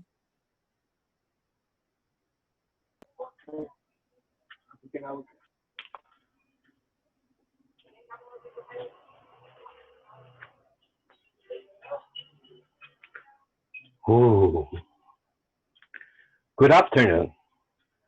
I have been joining this humorous speech contest for the past 4 years. But ladies and gentlemen, up to now, I cannot still find the secret of winning this competition. I tried to read books about comedy. No effect. I tried to mimic Charlie Chaplin. Tururut, turut, turut. No effect. In the past, I tried to bring friends in the competition to help me, cheered. But ladies and gentlemen, it's quite obvious. 10% of the audience are laughing and 90% are in total silence. So what I did was, I consulted different humor gurus and allow me to share with you my journey. My first humor guru, his name is Mangu, and he said, your jokes are funny, and the only problem are your audience. They are not funny. The judges may sometimes be not funny, so the result in the competition is so serious. It's not funny too. Ladies and gentlemen, it makes sense, but I need a lot of common sense to make some sense. So I don't need this first guru at all. So I went to the next guru. His name is Gurulia. He said, when the audience do not laugh, they are in the state of buffering. Just like the internet. Your audience reaction buffers. Can you hear the buffering? Honestly, it is hard to test this concept because we're virtual. But allow me to give you the test. Okay? Knock, knock. Someone saying, who's there? And I said, knock, knock again. So, knock, knock, who? I gonna knock on your door, ring on your bell, knock on your windows too. I gonna open your door and gonna show you more. I'm your friendly Electrolux man. Woo! So how can we evaluate that joke? The guru said, you need to use the power of telekinesis. So let's see. Ladies and gentlemen, here is the result. 5% of the audience laughed and 95% buffered. Of the buffered individuals, we have 3 categories. 20% are PUIs, persons under irritation. These are the persons irritated with my jokes. Ouch! Second, 30% are PUM, persons under maturation. These are the persons not matured enough to take my jokes. Double ouch! And the last, 50%, ladies and gentlemen, are buffer positive. These are the people who were shocked with the joke to the point that they don't really know whether it started or it ended. So they're 50% buffer positive. And up to now, they don't realize I'm doing a humorous speech. Triple ouch! So I don't like this telekinetic thing. Let's move to the third guru. My third guru is Manga Gancho. Do you want to know his teachings?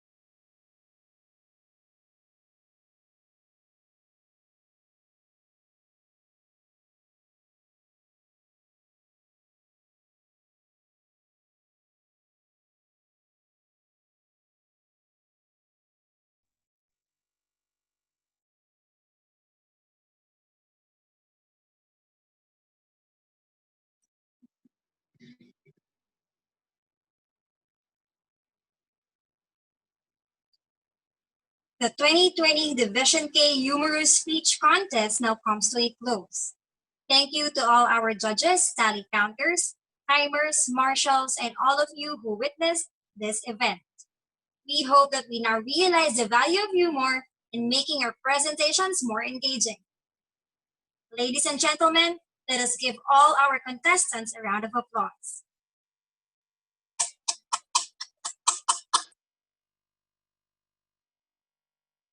Let us welcome back on screen our very energetic Toastmaster of the Day, Mignodel Morales, for the awarding of certificates. So may I read first the citation? Toastmasters International District 75 Division K Speech Contest Certificate of Participation presented to competing in the 2020 Division K Humorous Speech Contest. Signed by Division K Director Adeline Paul Gascon, this May 31, 2020.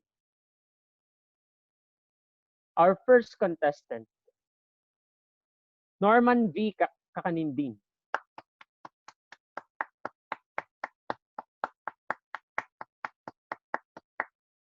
Thank you very much. For our second contestant,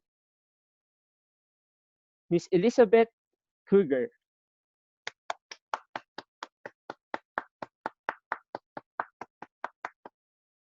For our third contestant, Miss Janet Castillo.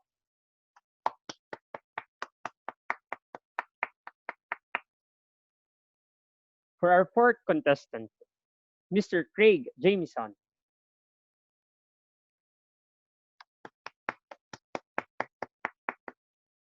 And for our last, for the fifth contestant, Mr. Joel Kakanindin.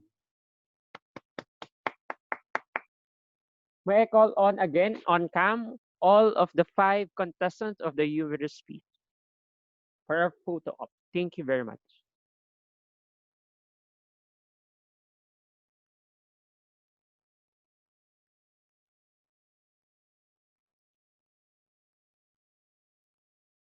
Again, let's give them a warm round of applause. Before, TM needs. yes, I haven't taken the picture yet. Sorry. Again, our 5 contestant and TM Eunice. On cam first. Smile. One moment. Everybody look at your camera. 1, 2, 3. Done, TM Mix. Thank you. Thank you, TM Sarah. Congratulations, our contestants.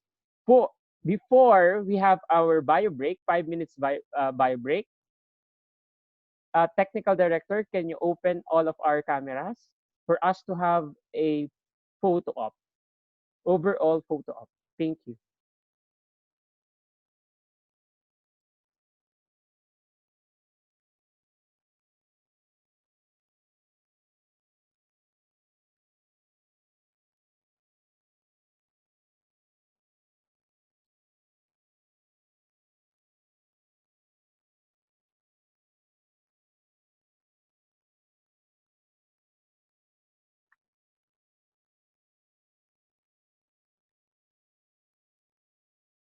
Are all in their cameras now?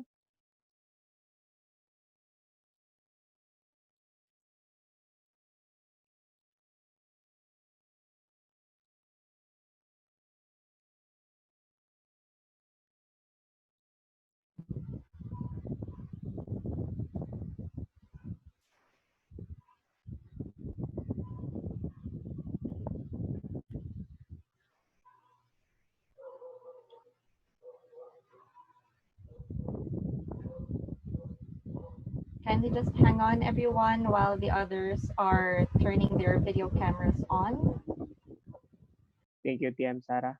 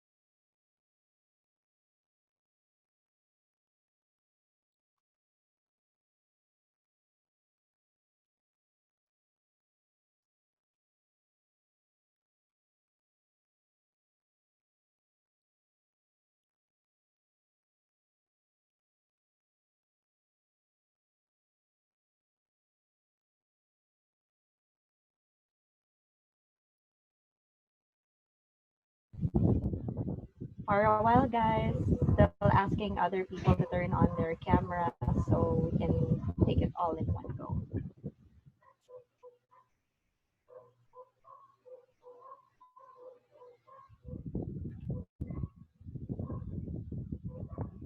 PM Nathan and PM Jamil, can you please help me ask the others to turn on their videos?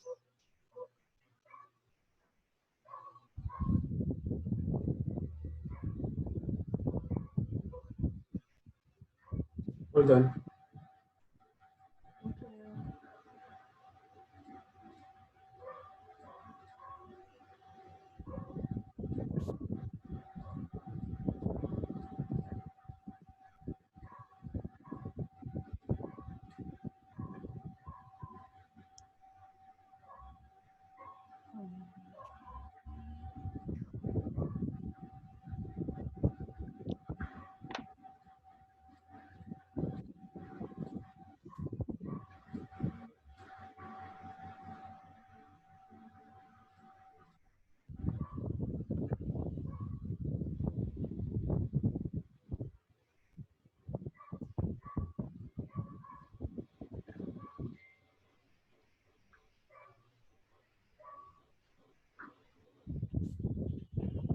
All right, so I know that it's different how it looks in everybody's screen. So you are gonna have to pretend like beauty queens, and you know that beauty queens, they smile all throughout the contest. So let's test how long you can stay smiling on and looking at your cameras. All right, I'm gonna start taking pictures. 1, 2, 3. All right, that's page number 1 for me. Gonna go again, page number 2. Just waiting for other videos to load. So you can, stop smiling for a bit. And I'll just tell you when to smile again.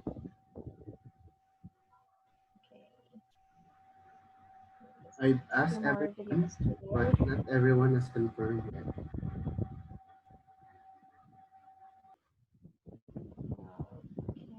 All right, everybody's video on page 2 for me is loading. So again, smile 1, 2, 3, smile. Awesome. That's page 2. Okay, you guys are doing well. All right, I'm loading page 3, so relax your muscles for a bit.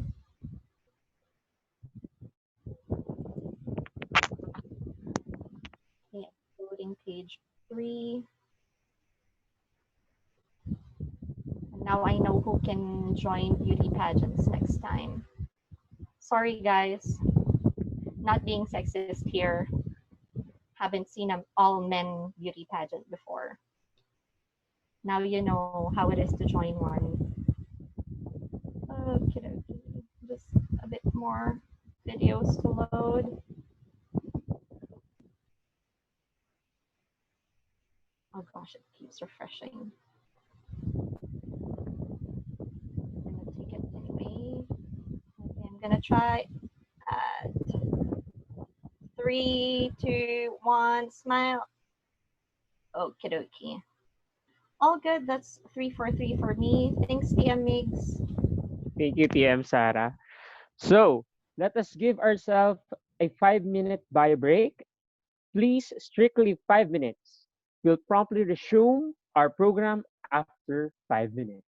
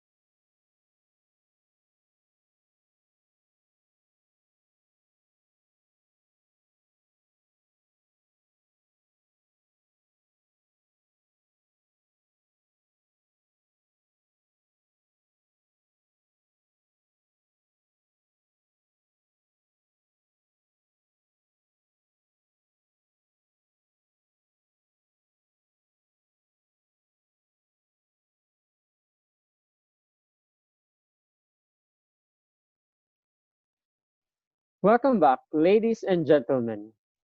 We'll now proceed to our third contest. Let us welcome our table topic contest master, Level 5 proficient in innovative planning, TM Rica Villadolid.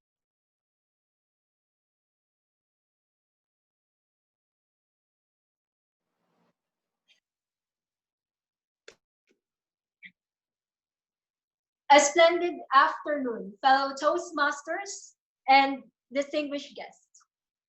Speech contests are a Toastmasters international tradition.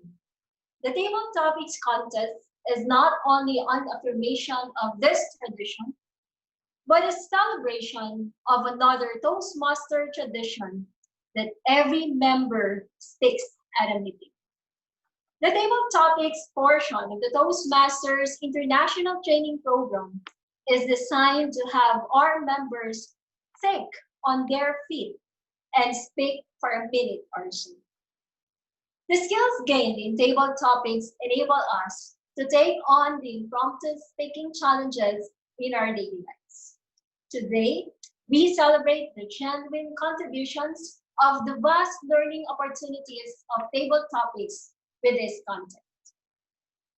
All contestants shall receive the same topic, which shall be of general nature. The topic shall be of reasonable length, shall not require a detailed knowledge, and should lead to an opinion or a conclusion. When the contest begins, with the exception of the first contestant, all others shall be placed in an isolation room. Contestants allowed to listen to contestants speaking after. Table topic speeches shall be 2 minutes long. Contestants who speak less than 1 minute or more than 30 seconds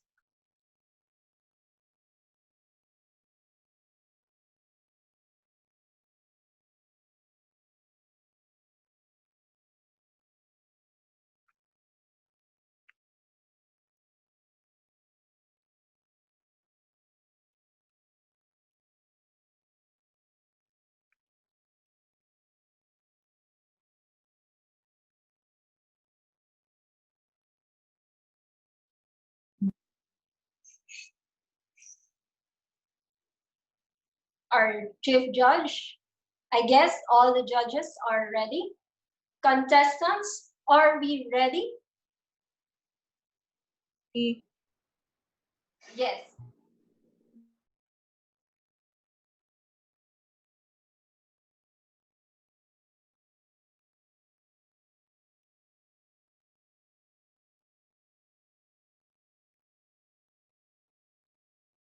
Contestants,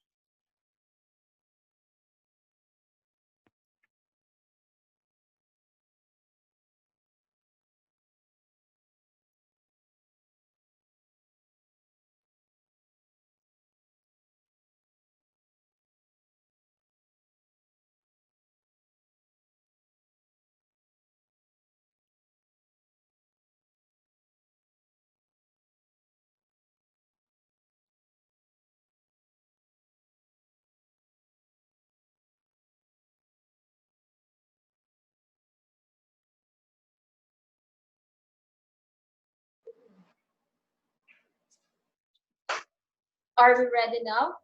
Are all the contestants at the breakout room? Master, there's still one contestant Technical. who hasn't yet to join the breakout room. Hold on for a while. Thank you for that.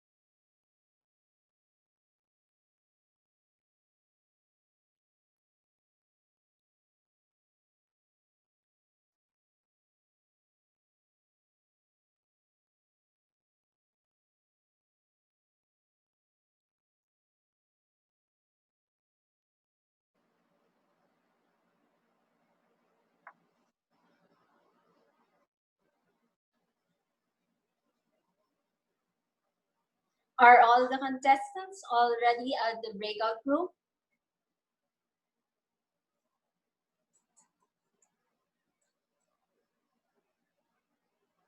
Mr. Technical Host? Hi, Contest Master. There's still one contestant who hasn't yet joined the breakout room. Thank you for the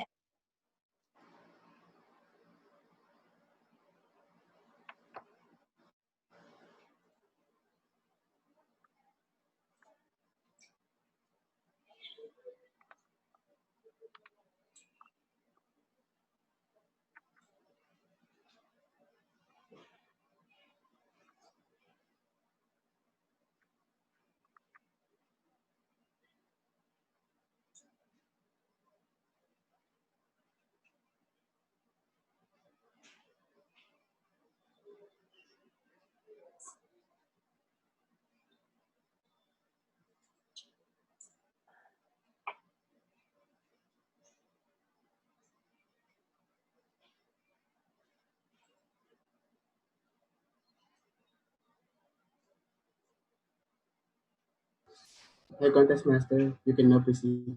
Thank you. Apologies for the... Thank you. All right. We shall now start with our contest proper.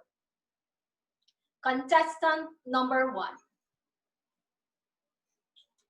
Leah Denise Tan. The world is colored in gradients and not in solid hues. The world is colored in gradients and not in solid hues. Leah Denise Tan. Hi, good afternoon. It is wonderful to live in our world today. Do you know why? Because everyone is different. Everyone has a different cultural perspective and cultural background. And not only that, even gender is different. We are all fluid. There is no longer black and just white. Everything revolves around a spectrum, which allows us to become more unified and diverse at the same time. What a great time it is to live in this world today. But during this time, we are also faced with many challenges, many problems that divides us because of these differences, because of our diversities. That's why we have to come to one understanding, everyone, that there's no only red, black, and white. Rather, there's a whole spectrum that revolves around our community, our world. Let's go back to many examples, such as in America. Right now, there is a very big political upheaval that is happening in Minneapolis, wherein a black man named Floyd was murdered by a cop. And this turns out gave a voice to a movement called All Black Lives Matter, which now pertains to a question that even in this time of our society, wherein we have progressed so far, there still comes discrimination, racism, and other forms um, of conflict and violence that pertains against other races. It is therefore during this time that we must come to a realization wherein everyone is unified even if we are diverse from each other. Therefore, we must come to understanding, to reach out to our community, to understand each other, understand other cultures, understand other people. That there is no superior race, there is no superior color, there is no superior anything, but we are all made equal. Thank you.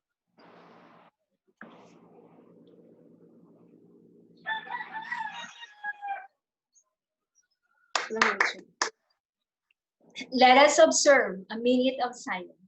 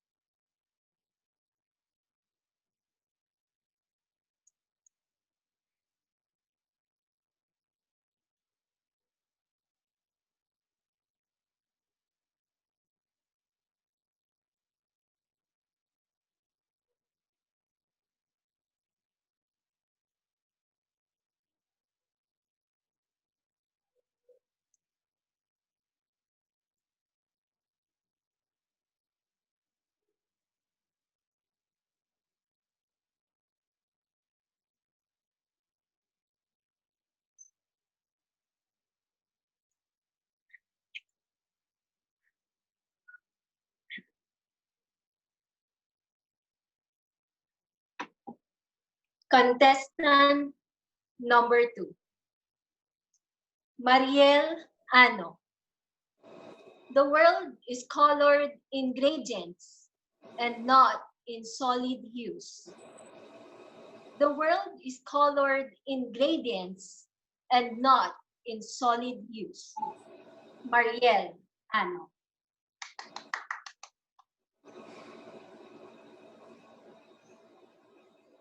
Once upon a time, a famous phrase that we usually use to start a very interesting story.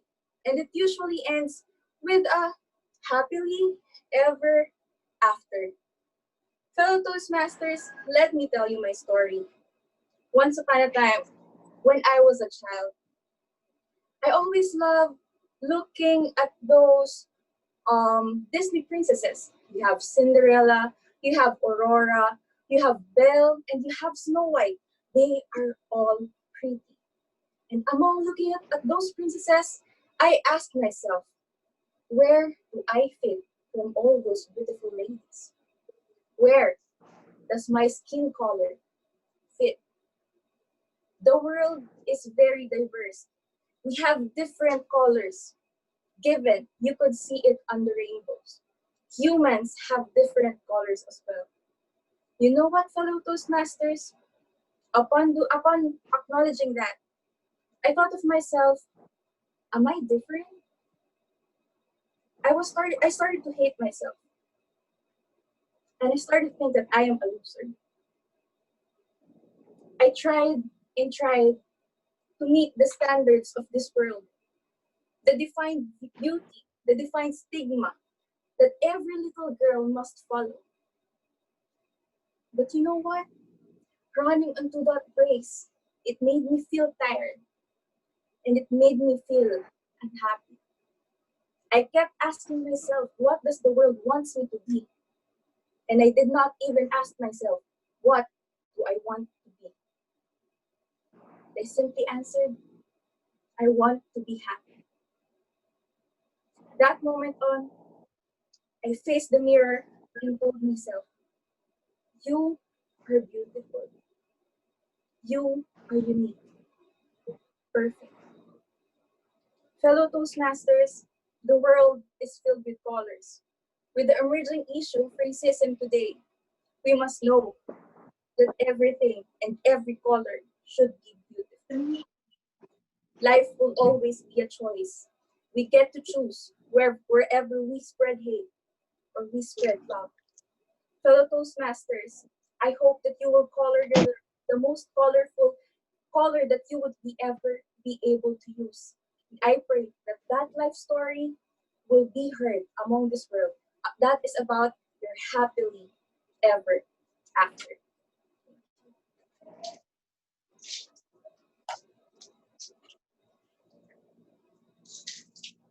Thank you very much, contestant number 2.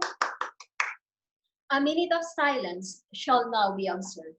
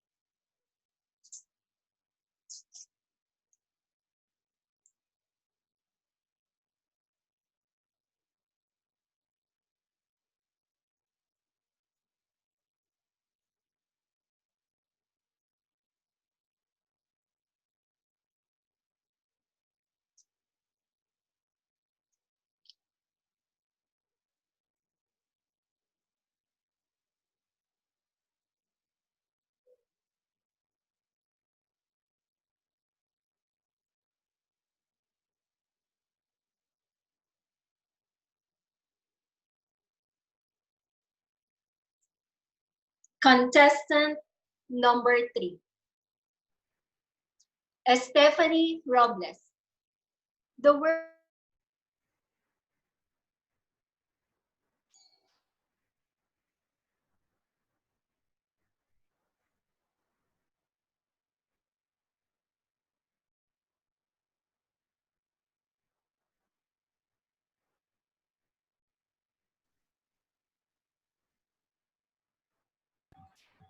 Contest Master, please repeat the question. You were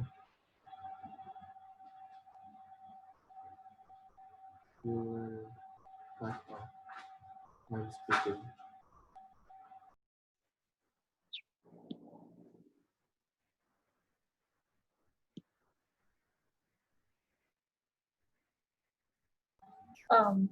Yes, Master. Can you please repeat the from the top? The contestant wasn't able to hear you. Okay, thank you for that. So due to internet connection glitch, I will repeat. Contestant number 3, Stephanie Robles. The world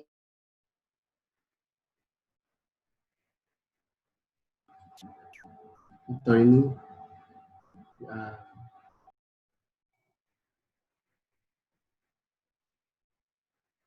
Stephanie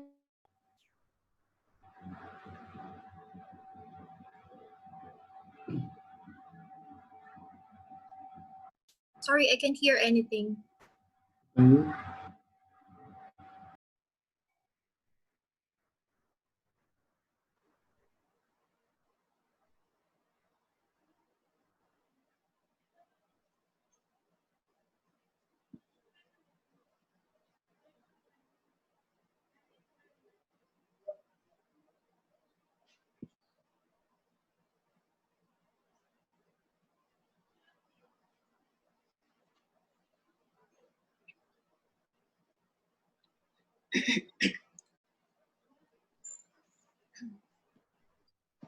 Stephanie Robles, can you hear us? Can you hear me, Stephanie Robles? Yes, I can hear you now, attorney. Okay. Have you heard the introduction I have said a while ago? No. Okay. So I will repeat. Thank you. Am I clear? Am I clear now? Yes. Okay, thank you for that. Contestant number 3, Stephanie Robles. The world is colored in gradients and not in solid hues. The world is colored in gradients and not in solid hues. Stephanie Robles.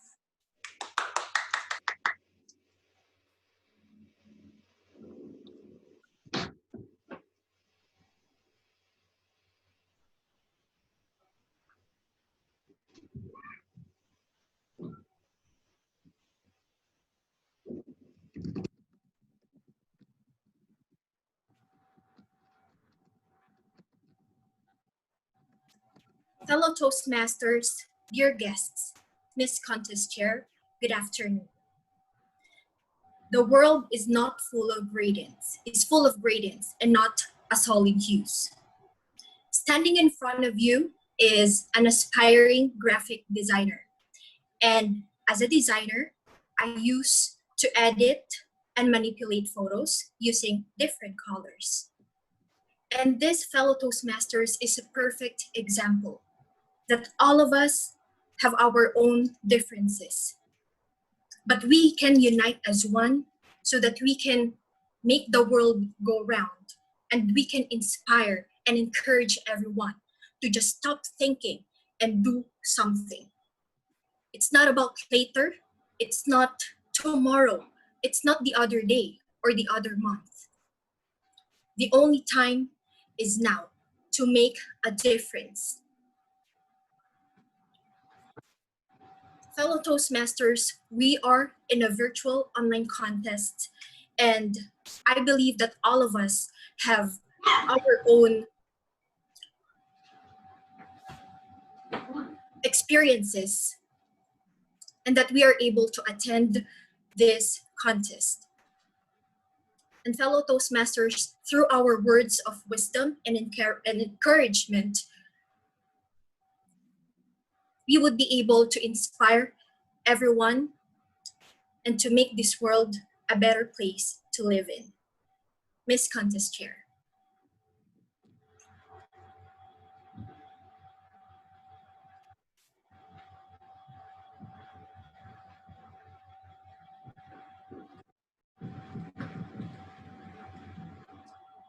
Thank you very much, contestant number 3. Let us observe a minute of silence.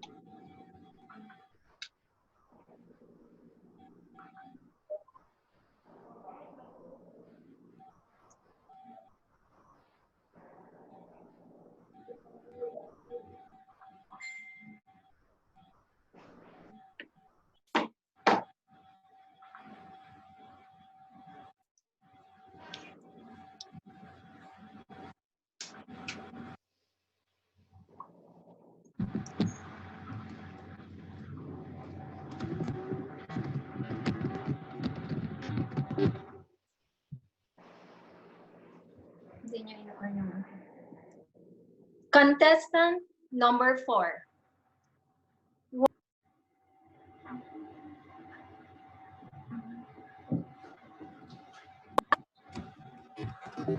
Contestant number 4, Wally Pena. The world is colored in gradients and not in solid hues. The world is colored in gradients and not in solid hues. Wally Pena.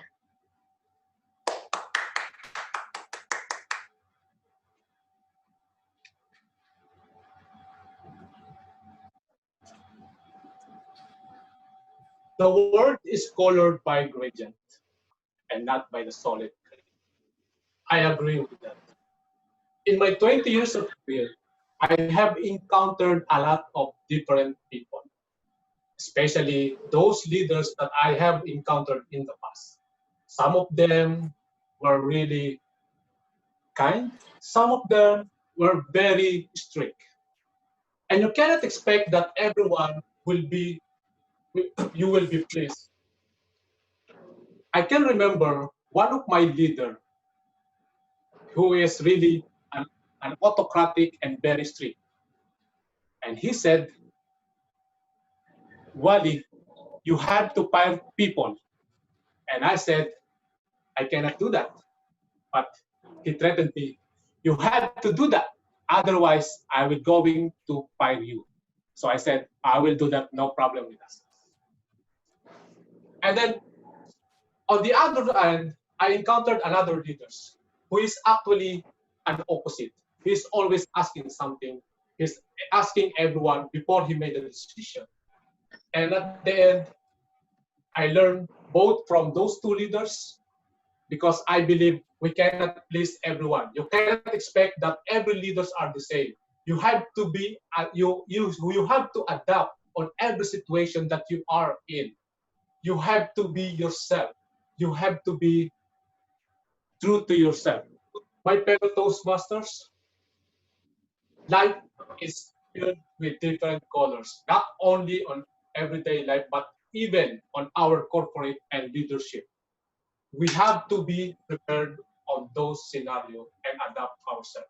So I'm challenging everyone, please prepare yourself, be adaptable to situation because you cannot expect that everyone are the same because world is full of gradient.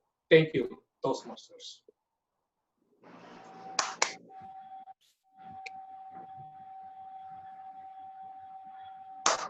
Thank you very much, contestant number 4. A minute of silence is now to be observed.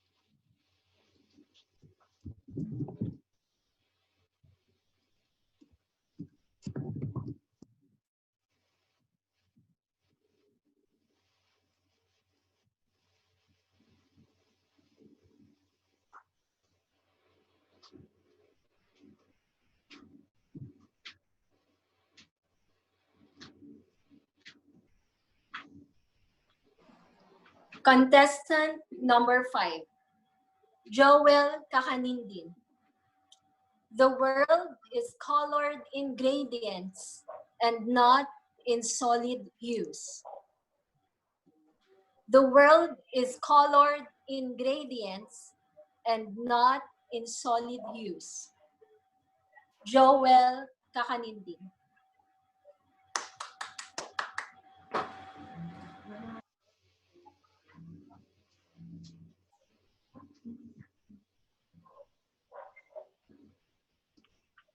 There was a survey in the US that revealed that 60% of the total workforce are not happy with their jobs anymore. So I can assume that the remaining 40% are either happy, feeling happy, or they're simply numb. Now, there was a speaker who said, some people go to work awake while others go to work alive. And there is a big difference between the two, awake and alive. Ladies and gentlemen, life is beautiful in spite of everything. If you fill your world or your life with colors, you can see the beauty inside in spite of everything that is happening to you.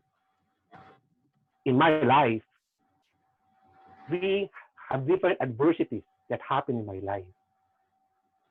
My wife had a chronic kidney problem, and she's undergoing dialysis 3 times a week for the past 5 years. And my kids are affected with that.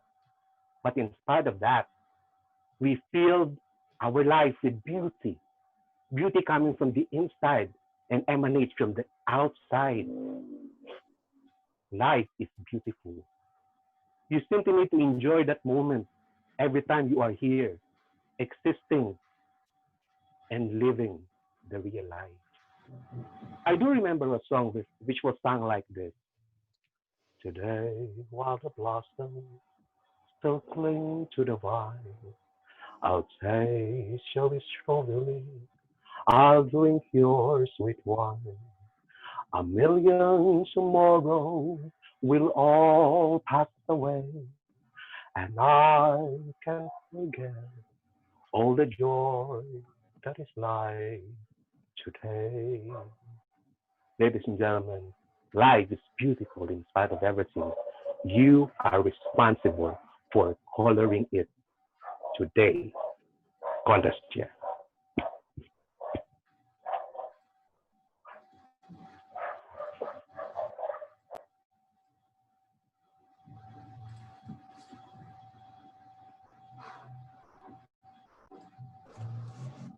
Thank you.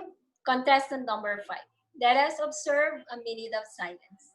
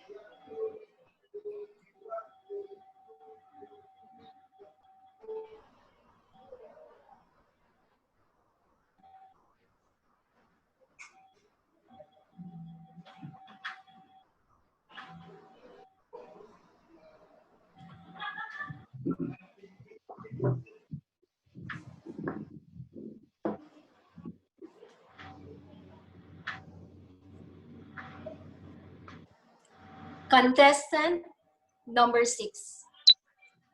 Toto Ferido. The world is colored in gradients and not in solid hues. The world is colored in gradients and not in solid hues. Toto Ferido.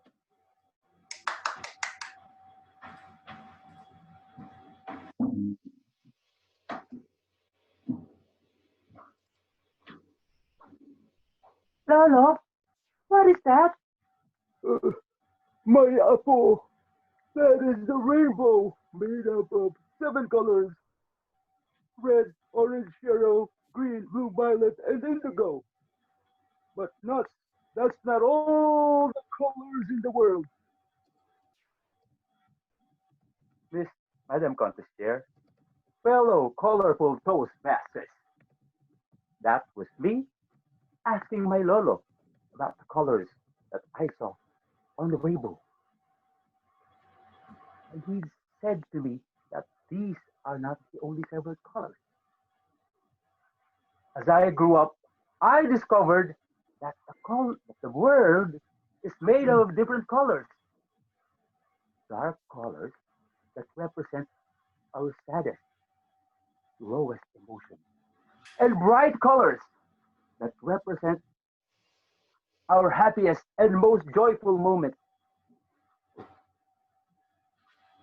It is in these colors of life that we see the beauty.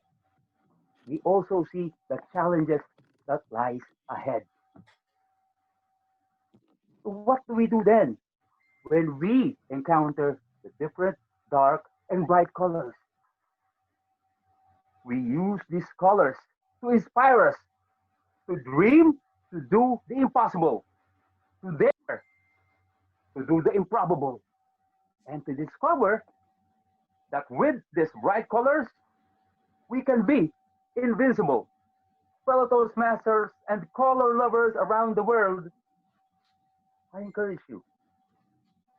As today we face the dark colors, let us live with the bright colors of life, to dream, to dare, and to discover. Madam Contest Chair.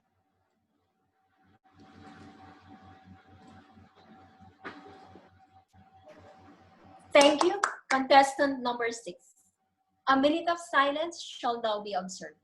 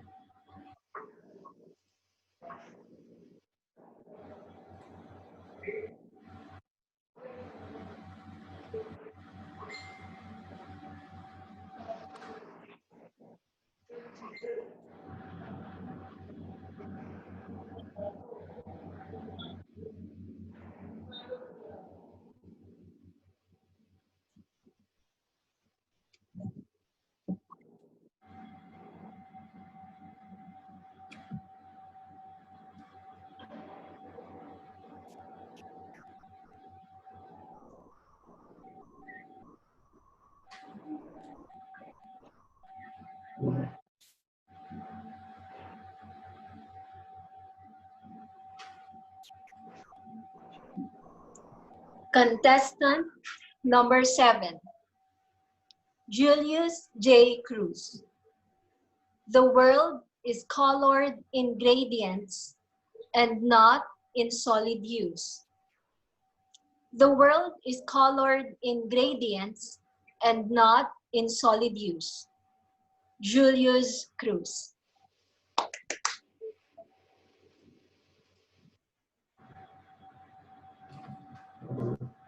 The world is colored in gradients and not in solid hue. It simply means that we are a world of variety and not uniformity. That each of us are unique with his own talents, skills, and abilities. We may be of different color, but each of us has a unique contribution to make in this world. I remember when I was in elementary, I was quite impatient with my classmates.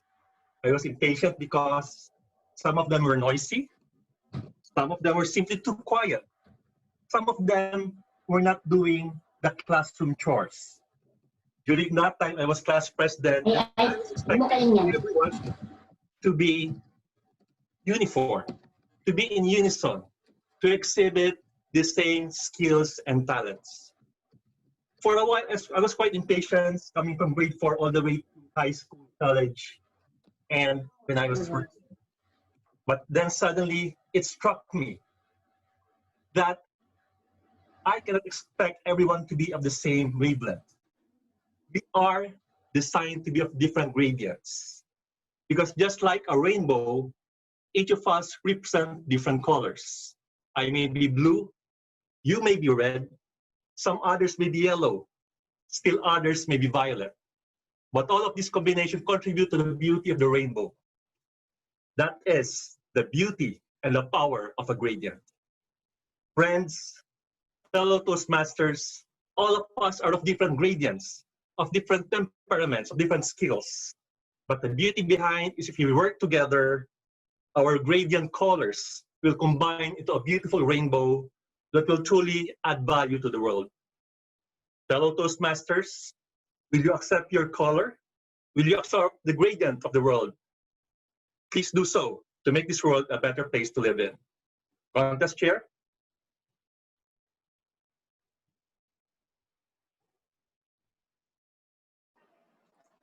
Thank you. Contestant number 7. Let us observe silence while the judges complete their ballots.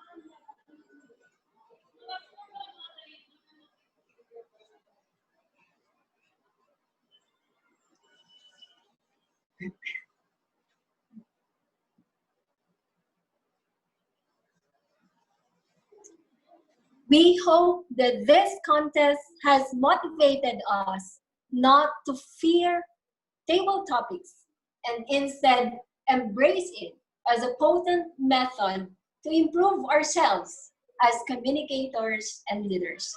Thank you very much for cooperating in making the table topics contest very successful. Ladies and gentlemen, I invite you to give all our contestants a round of applause.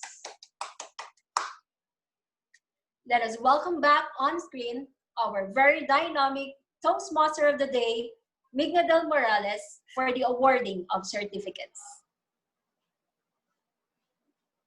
Thank you, Attorney Rica, PM Rica. So first, let us read the citation of the certificate. Toastmaster International, District 75, Division K, Speech Contest, Certificate of Participation, presented to competing in the 2020 Division K Table Topics Contest, signed by Division K Director Adreline Paul Gascon, this May 31, 2020. Our first contestant, Ms. Leah Denise Tan.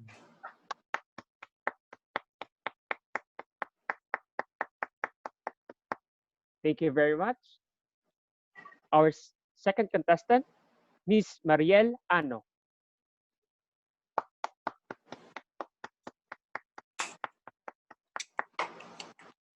For our third contestant, Ms. Stephanie Robles.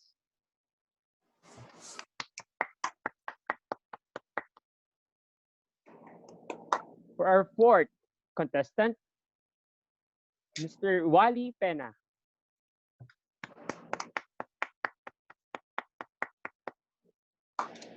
For our fifth contestant, Mr. Joel Kakanindin.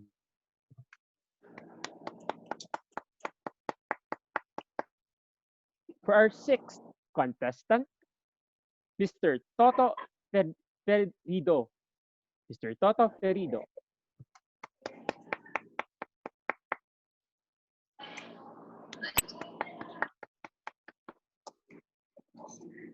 And for our last contestant, contestant number 7, Mr. Julius Cruz.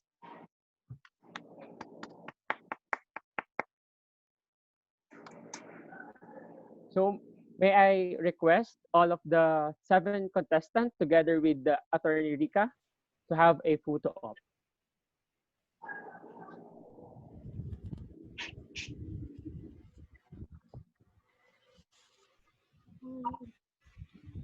All right. Everybody, smile. 1, 2, 3. Awesome. Done, PM needs. Thank you, TM Sara. Thank you, TM Rica. And for all the contestants, congratulations. We have heard all the speeches. The chief judge is tallying the votes. Let us relax while we wait.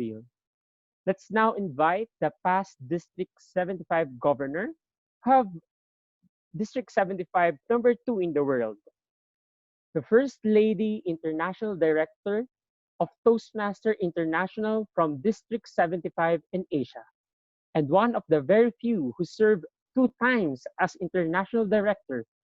To introduce our keynote speaker, let us welcome past International Director, Christine Timlik, Distinguished Toastmaster.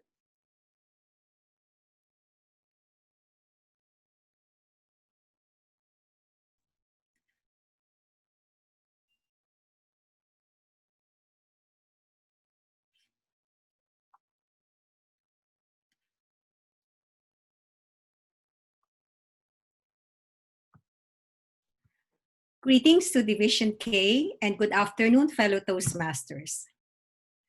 Well, have you heard of the label super kulit or maybe too much nagging? Well, I'll tell you why later on in my introduction. Our keynote speaker today is a man who never settles for less. Once he sets his mind on a goal, he pursues it to the very end without fail. Excellence is the order of every second, 24/7 mode.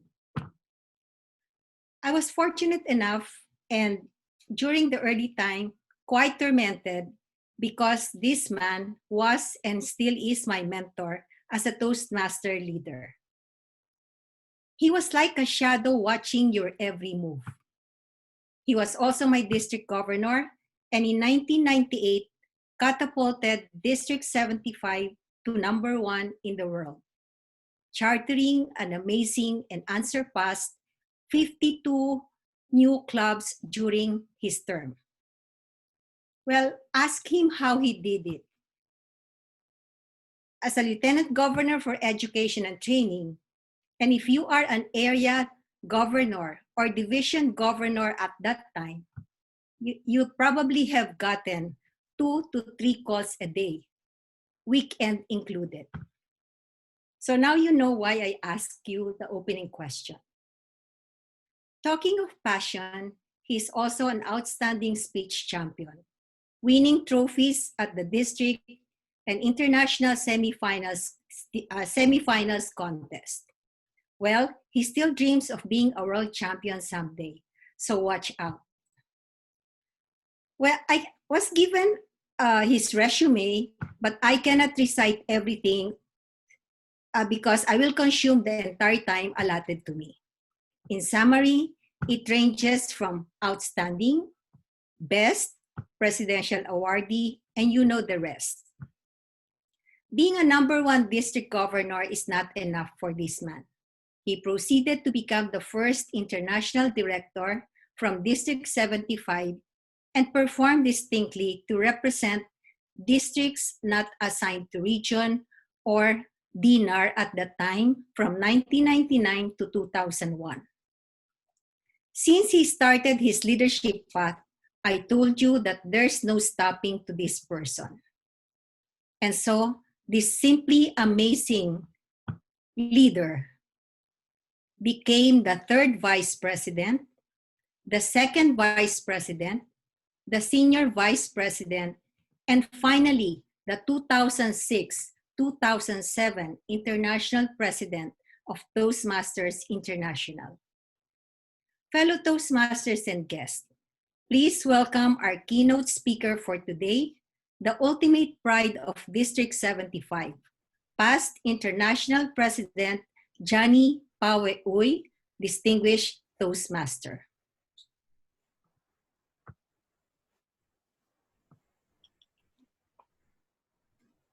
Hello, everyone. I hope you're all having a good time and hope you're keeping safe and staying home. Last month, I was supposed to fly to Malaysia to speak at the District 87 conference there. But that conference was canceled and I had to stay home. 2 weeks ago, I was supposed to fly to Korea to speak at the District 93 conference. But again, that conference was canceled and I had to stay home. I was really disappointed when I couldn't fly to those countries to speak. I love speaking in other countries because at home, I cannot speak. Today, I am home and my wife gave me permission to speak. So thank you, Division Director Eds and Division K, because finally I can say something while in my house. And thank you for your introduction, Christine. I do need to tell you that my credentials have been updated since the ECQ was imposed on us all. Since March, I have become the spiritual advisor to Pope Francis, the financial advisor to Warren Buffett, and the technology advisor to Mark Zuckerberg. All right, those are fantasies, but who knows, right? Anything is possible. Let me ask you, what are your fantasies, your big, audacious goals? Did you think of something and then immediately say to yourself, oh, I can't do that. That's too much. When you first joined Toastmasters, did you ever imagine you would be where you are today? Did you imagine you could gain the skills that you have learned? Did you imagine all the friends that you would make in Toastmasters? So what's next for you in Toastmasters? Or is the lockdown locking you down?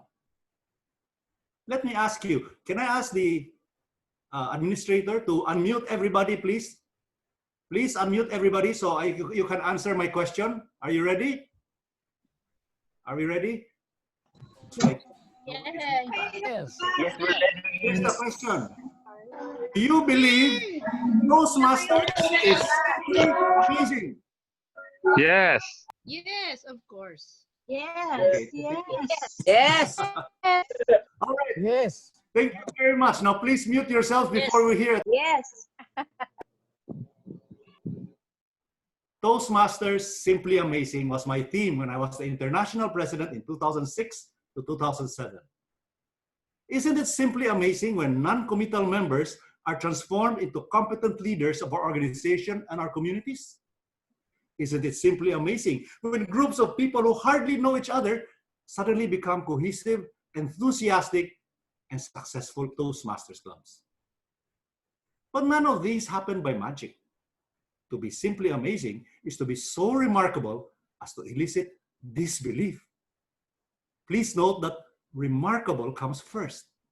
We need to do such a remarkable job in working in anything we undertake that change is evident and elicits astonishment, and therefore is perceived as simply amazing. And simply amazing does not refer to Toastmasters International. It refers to individual members who do such remarkable things. Today, I want to share with you 3 stories of your own Division K members who have been truly, simply amazing. They never said to themselves, oh, I could never do that. Instead, they just jumped in and the magic happened. 20 years ago, when I was a new international director, I received an email from Betsy Segura Kruger. Yes, Betsy, your own Division K governor and earlier contestant at the humorous contest. At that time, she was living in Amman, Jordan with her diplomat husband. Betsy had been a Toastmaster in Cebu before she got married. She wrote me because she said she was bored in Amman and was looking for a Toastmasters club to visit and perhaps join. She thought perhaps I knew of any clubs there. Unfortunately, in those days, there were no Toastmasters clubs in all of Jordan. You know what she said? Well, maybe I should start one here. How do you start a Toastmasters club in a country where absolutely nobody has any idea what it is? Betsy asked me for some marketing materials, Toastmasters manuals, and other items that I thought she could use. And she went about her mission of chartering the first Toastmasters club in Jordan. Now remember, this was 20 years ago. There was email, but that was about it. And only via dial-up connection. No Wi-Fi, no fiber, and oh my God, no social media.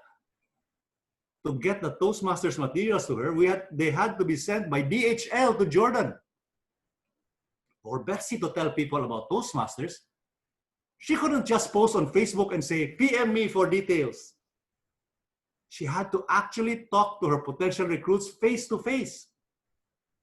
As if she did not have enough problems and obstacles to hurdle, she decided the Toastmasters club she was building would be an all-female club in the Middle East. How's that for a big, audacious goal? Betsy got the support and sponsorship of one of the princesses in Jordan. She then sought the help of another Filipina, Vicky Ferrer, to help in the recruitment of prospective members. When they had enough people interested, she had another problem. How can you do a demonstration meeting when you are the only experienced Toastmaster in the whole country? Betsy again turned to her homeland and asked me if we were planning any demonstration meetings in the near future and if we could tape that meeting. Again, this was 20 years ago. No YouTube, no Facebook Live, and definitely no Zoom meetings. It turned out that Meralco in Santa Rosa was scheduled for a demo meeting. So I asked Gina Mapua if she could arrange to have that videotape. She did. And again, we had to courier the VHS to Amman. Does anyone remember what a VHS tape is? Long story short, the International Toastmasters Club of Amman was chartered on March 27, 2000. Now you guys probably don't know the rest of the story because I know Betsy is a humble person.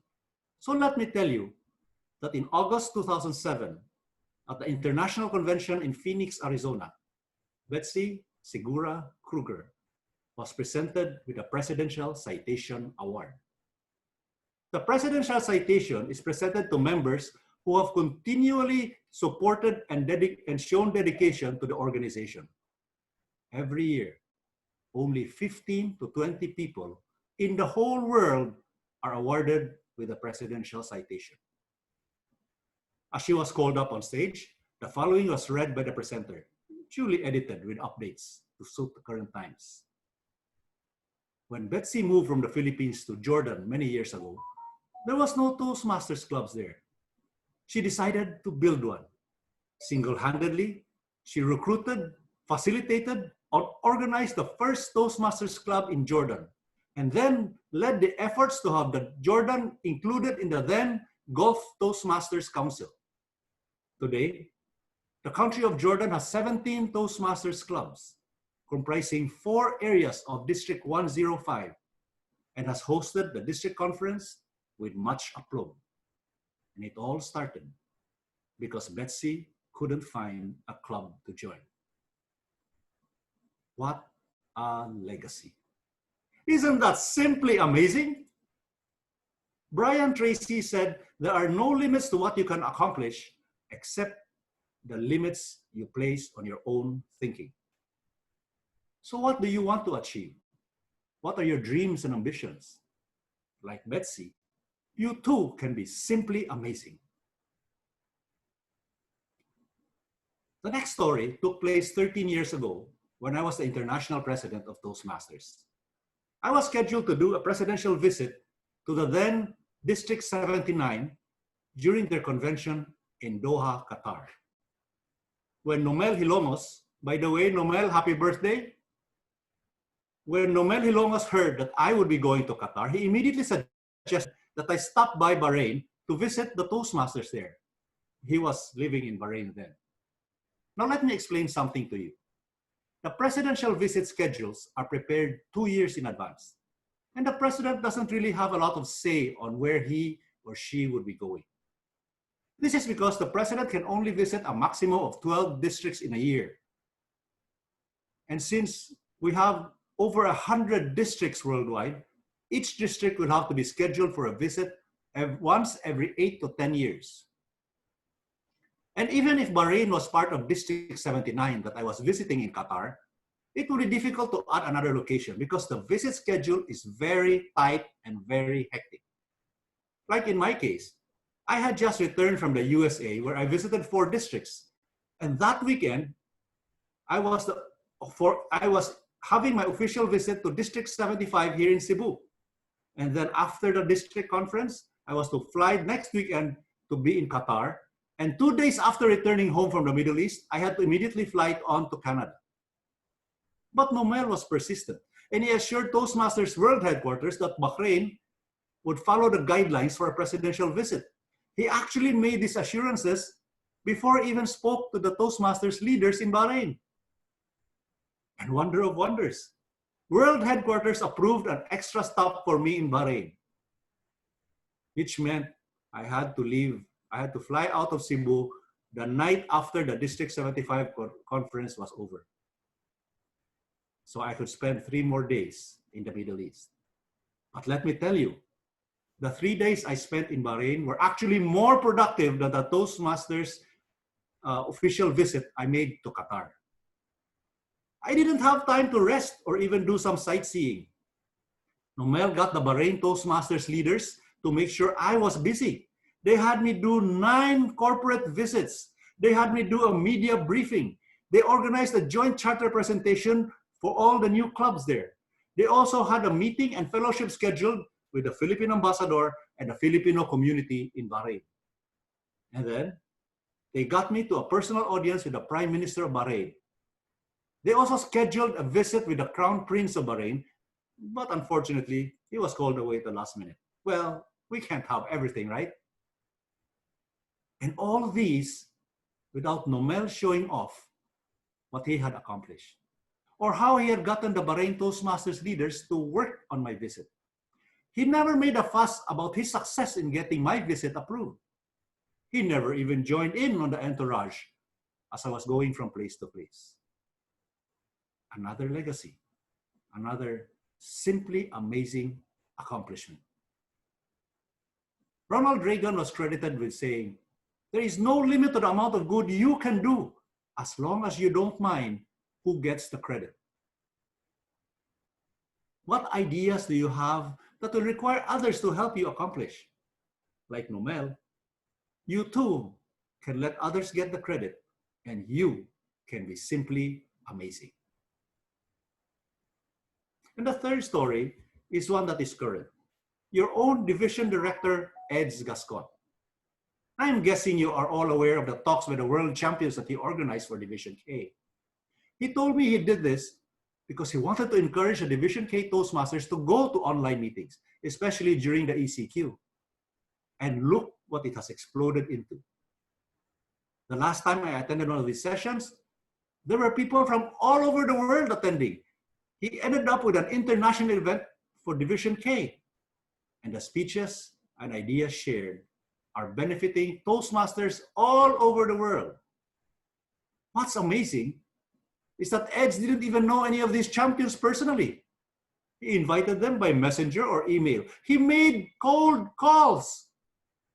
And they would likely just have ignored him. Surprise, surprise.